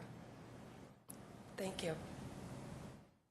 Say, Marcia, can you talk about the fact that there's going to be some noncompliance with the change in zoning and what the impact would be? I was just pulling up the map to make sure I knew which property Ms. Jacob owns. There are existing nonconforming uses that may be grandfathered in, allowed to continue as long as they don't cease for a period of more than a year. That is constant throughout the zoning ordinance, and that occurred when annexation occurred. So if the property has been used for horses within the past 12 months, that could continue. It cannot be expanded, so that doesn't change. Okay. The issues that we primarily are dealing with here tonight have to do with structural and development, and that was precluded under the county and would also be precluded under the city regulations based on the Chapter 15 flood regulations. Thank you. So her concern as far as the ability to have horses, if it's pre-existing, she would be grandfathered in. If it was a legal, non-conforming use in the county, then it could also continue in the city. Okay, very good. We also have a speaker request form from Shauna Jacobs.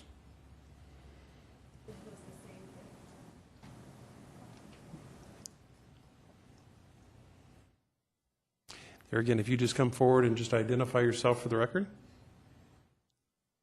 Mine was the same because I'm her daughter. Okay. Yeah. Very good. We appreciate you coming down. One question. We had to have them grandfathered in when we lived there, and they said if it was a year, and we could have them grandfathered in.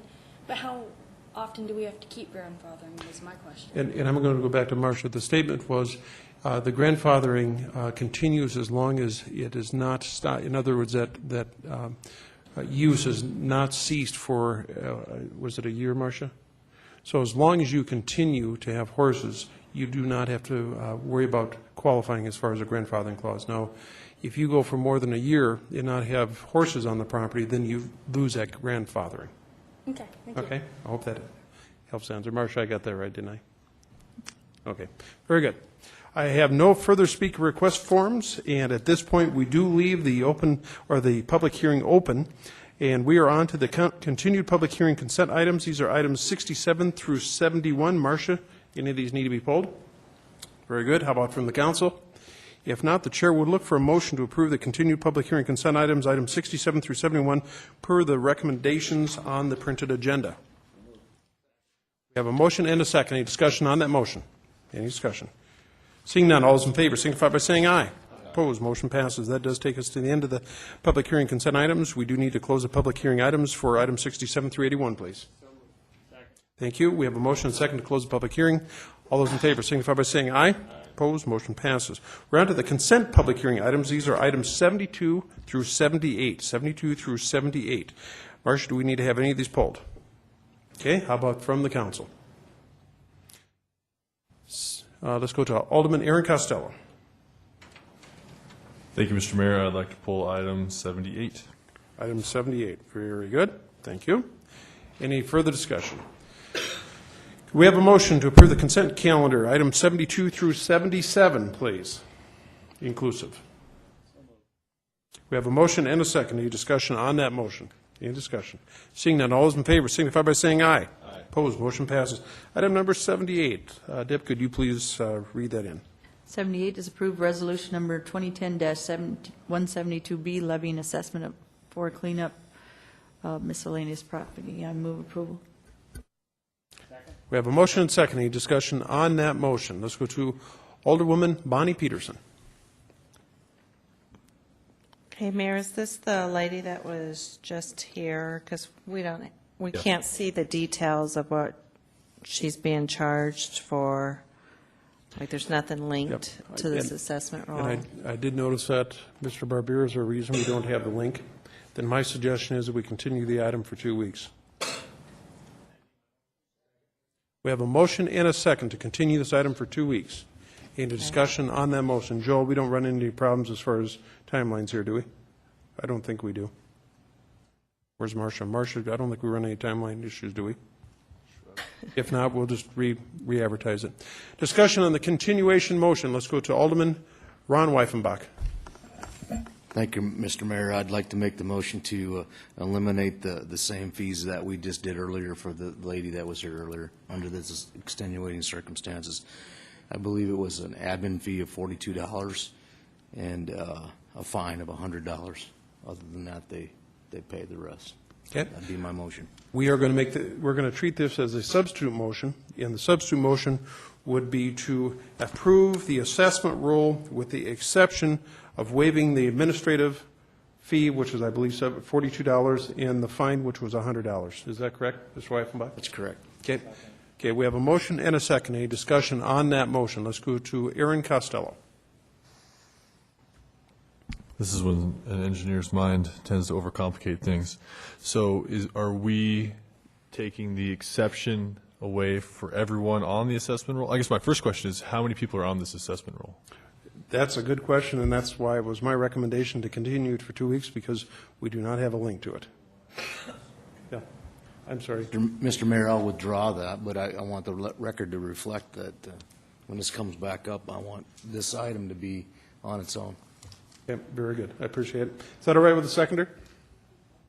Okay, very good. I Motion is appreciate that withdrawn. also. We're back to the original motion, and that motion is to continue this item for 2 weeks and making sure Mr. Barbier gets an attachment or gets a link. I'll take care of it. Okay, very good. Any further discussion on that motion? Seeing none, all those in favor, signify by saying aye. Opposed, motion passes. Thank you, everyone. That does take us to the end of the consent public hearing calendar. We're on to the non-consent public hearing items, items 79 through 81. And let's see, item number 79, please. 79 is second reading of ordinance number 5696, an ordinance amending section 17.06 of the Chapter 17 of the Rapid City Municipal Code, rezoning the within described property as requested by the City of Rapid City, rezoning from no-use district to flood hazard district, located west of Elkville Road, east of South Valley Drive, between Orchard Lane and Scott Street. And I move approval. Okay, we have a motion and a second for approval. Discussion on that motion. We'll go to Bonnie Peterson. Okay, thank you. Is this the property in which the gentleman was speaking of? Okay.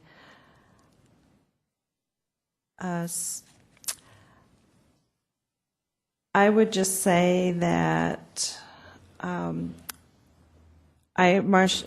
can I ask Marcia a question? Oh, she's gone. Yes, go ahead. Okay. She's right up There. front. Hi, Marcia. You're saying that really the rules are the same? They've been kind of under the county with the certain rules, and now we're just bringing them into the city with our designation, but the same rules? Marcia. There's two sets of rules that apply to this property. There are the Chapter 15 flood hazard construction rules, which say in the hydraulic floodway you cannot build new structures. The county had very similar rules in place since 1984 for this area. That has not really changed, even though it came under the city's jurisdiction. Under the county, the zoning was suburban residential district, and while that would suggest that someone could get a permit to build a house there, they could not because of the other FEMA regulations.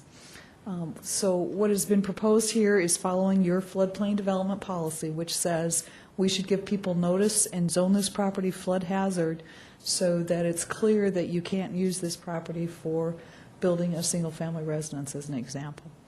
So the bottom line is the Chapter 15 regulations did not allow construction in the hydraulic floodway since 1984 in the county. It would not allow construction there under the city's regulations. And this zoning designation just really gives notice to property owners or someone who's going to purchase property that those restrictions are there. It's an additional layer of notice. Okay, and the gentleman mentioned that he would not be able to camp there, and I would assume that there would be no policeman out checking to see if he was camping in his backyard or not. I don't know of anyone who actually goes out and checks. As I related to the committee, the only time that I've been aware in the last 20 years that the city had an issue with the camping was at the fairgrounds when it was So in a public arena, they were out. public setting, and that was an organized event. Okay, so people can still use these properties in the same way that they've been using them. It's just this regulates more with building and Technically, just like we have the discussion every time we go to put a tent up in the area across the street here, that's not allowed under the Chapter 15 standards. It also would not be allowed under the zoning regulations. But no, I don't know of any city staff that goes out looking for that situation. Okay, thank you. Further discussion, we'll go to Ron Weifenbach. Thank you, Mr. President. And I have a question for Marcia. And Marcia, can you explain to us a little bit of, this is being rezoned to a flood hazard district, and you're making reference to the hydraulic floodway. So this is a hydraulic floodway item? That's correct. It is not part of the 100-year floodplain where you can actually pull a building permit if you certify it. It is in the area of fast-moving water where we do not allow any construction. All right. Anything else? No, well, I'm just thinking because, I remember going through this annexation thing and talking to, and these people having all these issues coming forward and we've raised a lot of havoc over there, but I understand we're rezoning this because it doesn't really change the land layout per se. And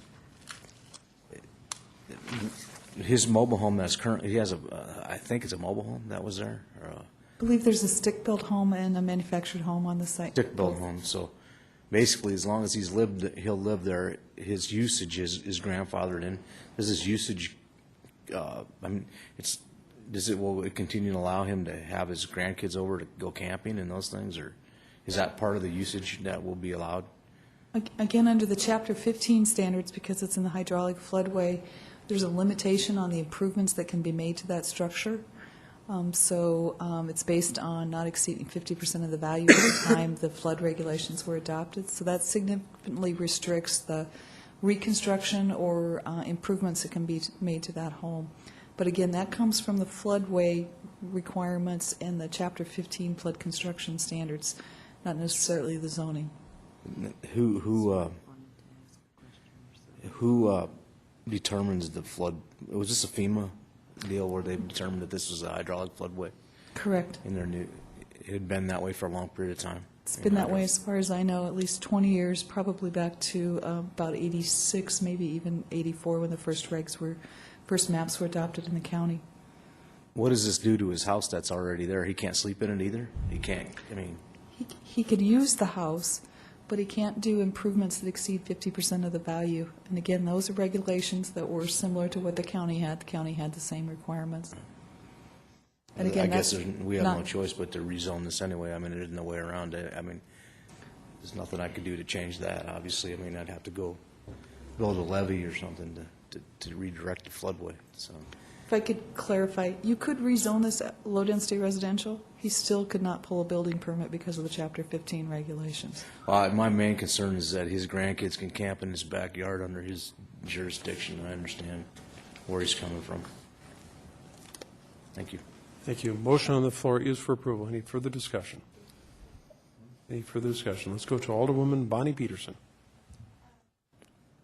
Thank you, Mayor. I believe I have to ask the wife. Is it the wife or? Yep. Do you have a specific question? Yes, I do have a specific question. Okay. Go ahead and state your And question. I was wondering why she was waving her hand.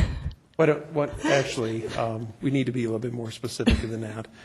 Is there something specific you'd like to ask her? As far as the impact this is going to have on the property? Has there been an issue that you're concerned with that we haven't touched on tonight? There's a good question. Ma'am, why don't you go ahead and come forward if you would, please, and then identify yourself. And the question was, is there anything that we haven't addressed as far as your concerns? I really think that you guys should take the time to read what Pennington County Suburban Residential District permitted uses are versus the Rapid City Flood Hazard District permitted uses. This is where we came from, and this is where you're taking us to. I have them in front of me, if I could read a few of them to enlighten you a little bit. When we were under the county, under Pennington County Suburban Residential District, we had property and buildings may include but are not limited to the following purposes: manufactured homes, modular homes on the site, or stick-built homes in compliance with Section 204-1. Transportation and utility easements and right-of-ways was number 2. 3, accessories used and structures as regulated in Section 204 General District provisions. Number 4, temporary buildings for use as incidental to construction work. These buildings shall be immediately adjacent to the construction work and shall be removed upon completion or abandonment of the construction work. The new flood hazard district permitted uses are outdoor plant nurseries, horticulture, verticulture, truck farming, forestry and sod farming, loading areas with structure, parking areas. This is the difference between these two zonings of where we came from and where you're taking us to as a city. And I really prefer not to have any changes made out there. Thank you. Bonnie? Okay. Is Marcia still here? I Yes. don't know, can't tell She's if hiding. she's over there. Okay. Okay. And so really the purpose of this is not to change their uses, it's more to, so that other people, if they would buy this property, would know that it was in a flood hazard district, and it would be obvious to the next person that bought the property that there are limitations. Marcia? Correct. That list that was just read to you of what was allowed in the suburban residential district, that sounds really nice, but the reality is because the county had flood regulations, they couldn't pull a permit in the hydraulic floodway to build a structure, to put a manufactured home on that location. They were not allowed to do that, and again, it almost misled someone that they could do it. We actually had an individual in our office in the last 6 months who was looking at purchasing property and was quite surprised to find out that the hydraulic floodway was in that location and it would affect their ability to build on the site in the future. And that was on a different lot in that same vicinity. So again, it's a way I think that the council's identified of protecting the hydraulic floodway because of the potential for loss of life and property. Okay, so I see the difference there. Thank you. Thank you. Let's go to Alderwoman Deb Hadcock. They by chance, FEMA or the city or anybody put up signs about hydraulic floodway in areas that are? Marcia? Actually violates the floodway standards to put signs up. I Structures just in love the floodway. signs. Well, of course it Sorry, but it is on there is on the plat or the titles or anything that would show. It's not going to help the people. Marcia? But It does not show up on your title. However, you have any federally backed loan. One of the requirements is that they check the flood maps, the panels, and place that information on the information that's provided to the owner, and it does affect the lending and the insurance that's required. I appreciate that. And I, too, had voted not to change the way people live out there, but you also have to make sure you protect them in a safety factor, because anything they hadn't done in the county and has been grandfathered in at this point is good. But if they were doing this same thing with the floodway, it was kind of hard to do anything different. So we are here to help in a sense, but we also have to follow that hydraulic floodway and FEMA to their standards. Thank you. Let's go to Alderman Ron Weifenbach. Thank you, Mr. Mayor. I have a question for Marcia. Go ahead, please. Marcia, we're grilling you tonight, I'm sorry. Does this affect just that property, or is there other structures and properties that it affects? There are multiple properties that are in that area that's been identified on the map. I'm sorry, Marcia, I should clarify that actually have structures on them.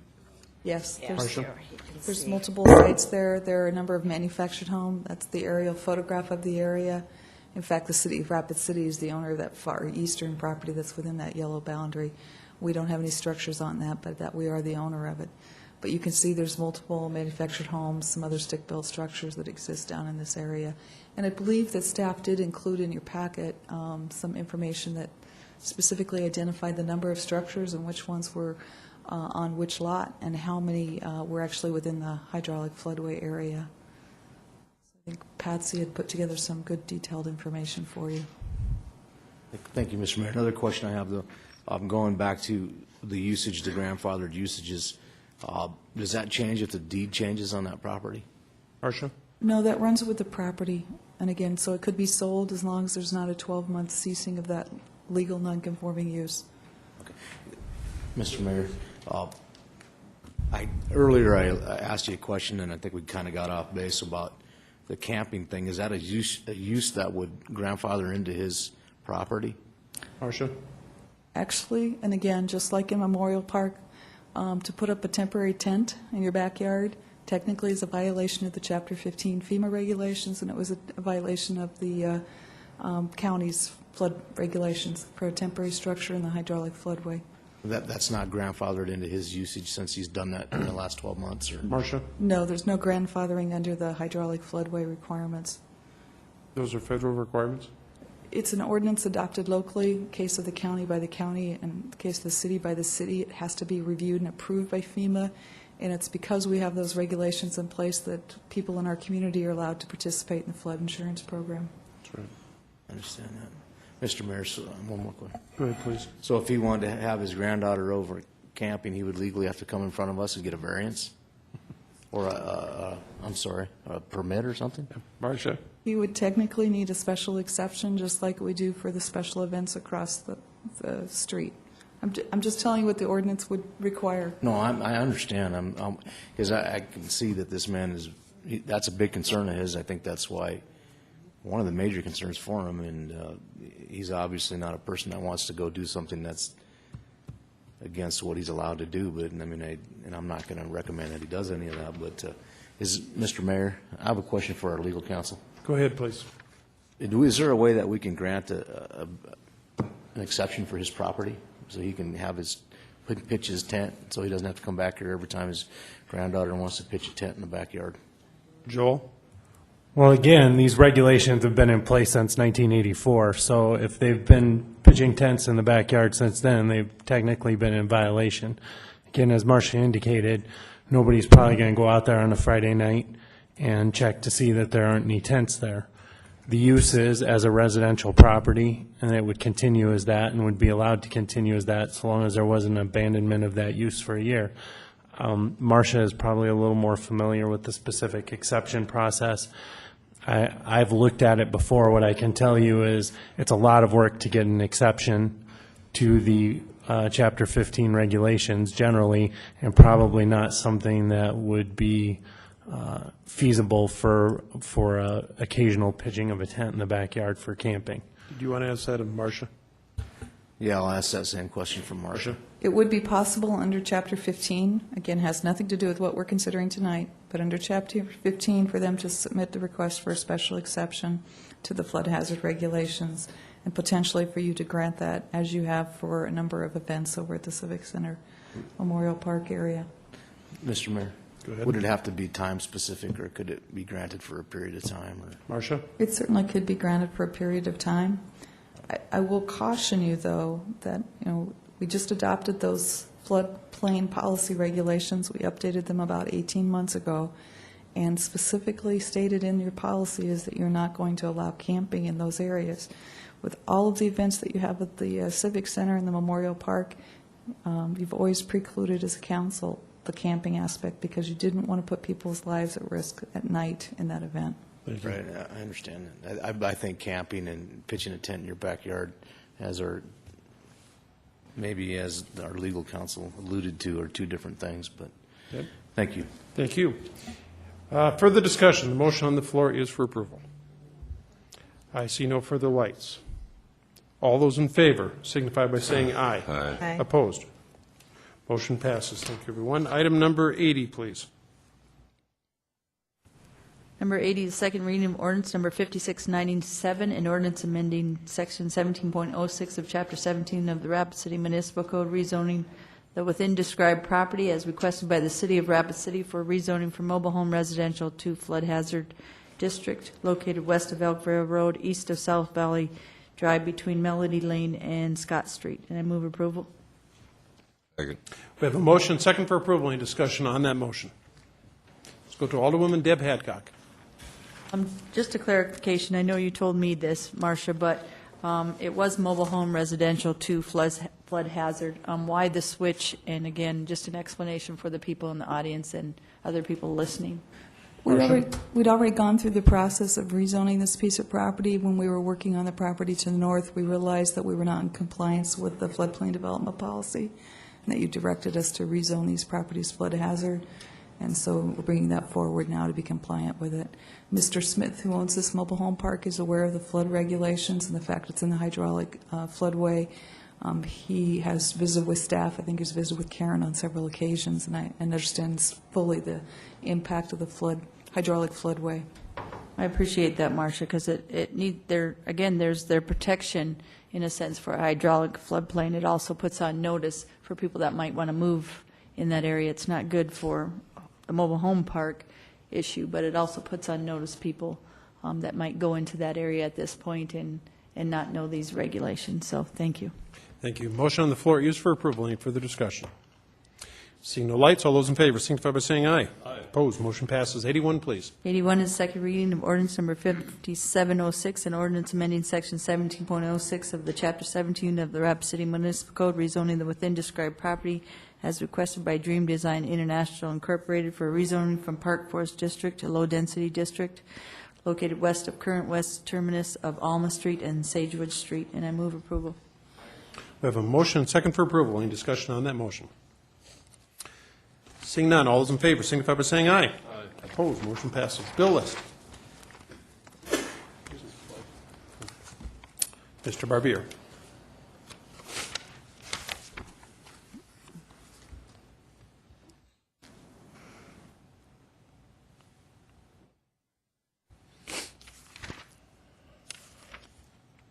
Thank you, Mayor.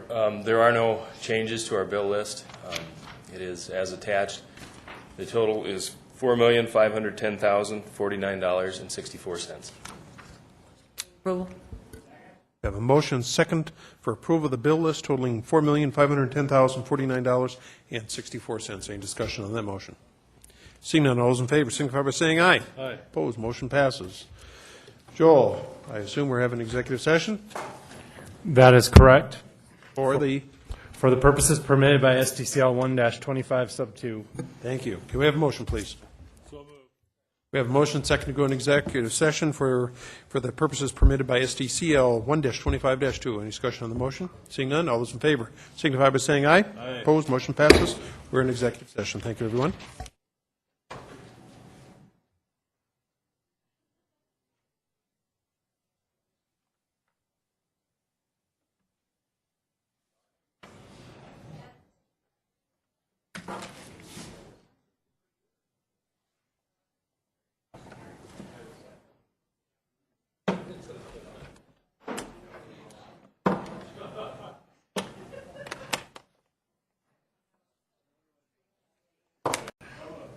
We have a motion and a second. Any discussion on that motion? Any discussion? Seeing none, all those in favor signify by saying aye. Aye. Opposed, motion passes. I believe you have one additional item on your agenda. That's item 83, the memorandum of understanding with the IAFF. This is per the council's direction at the last meeting. My understanding is that the IAFF has approved this MOU tonight. My recommendation is for approval. We have a motion and second for approval. Dealing with number 83, correct? Yes. And that is in agreement with the IAFF. I'll give that. IAFF. Thank you. Any discussion on that motion? Any discussion? Seeing none. All those in favor signify by saying aye. Aye. Opposed, motion passes. Move to adjourn. We have a motion and second. All those in favor signify by saying aye. Aye. Opposed, motion passes. Thank you, everyone.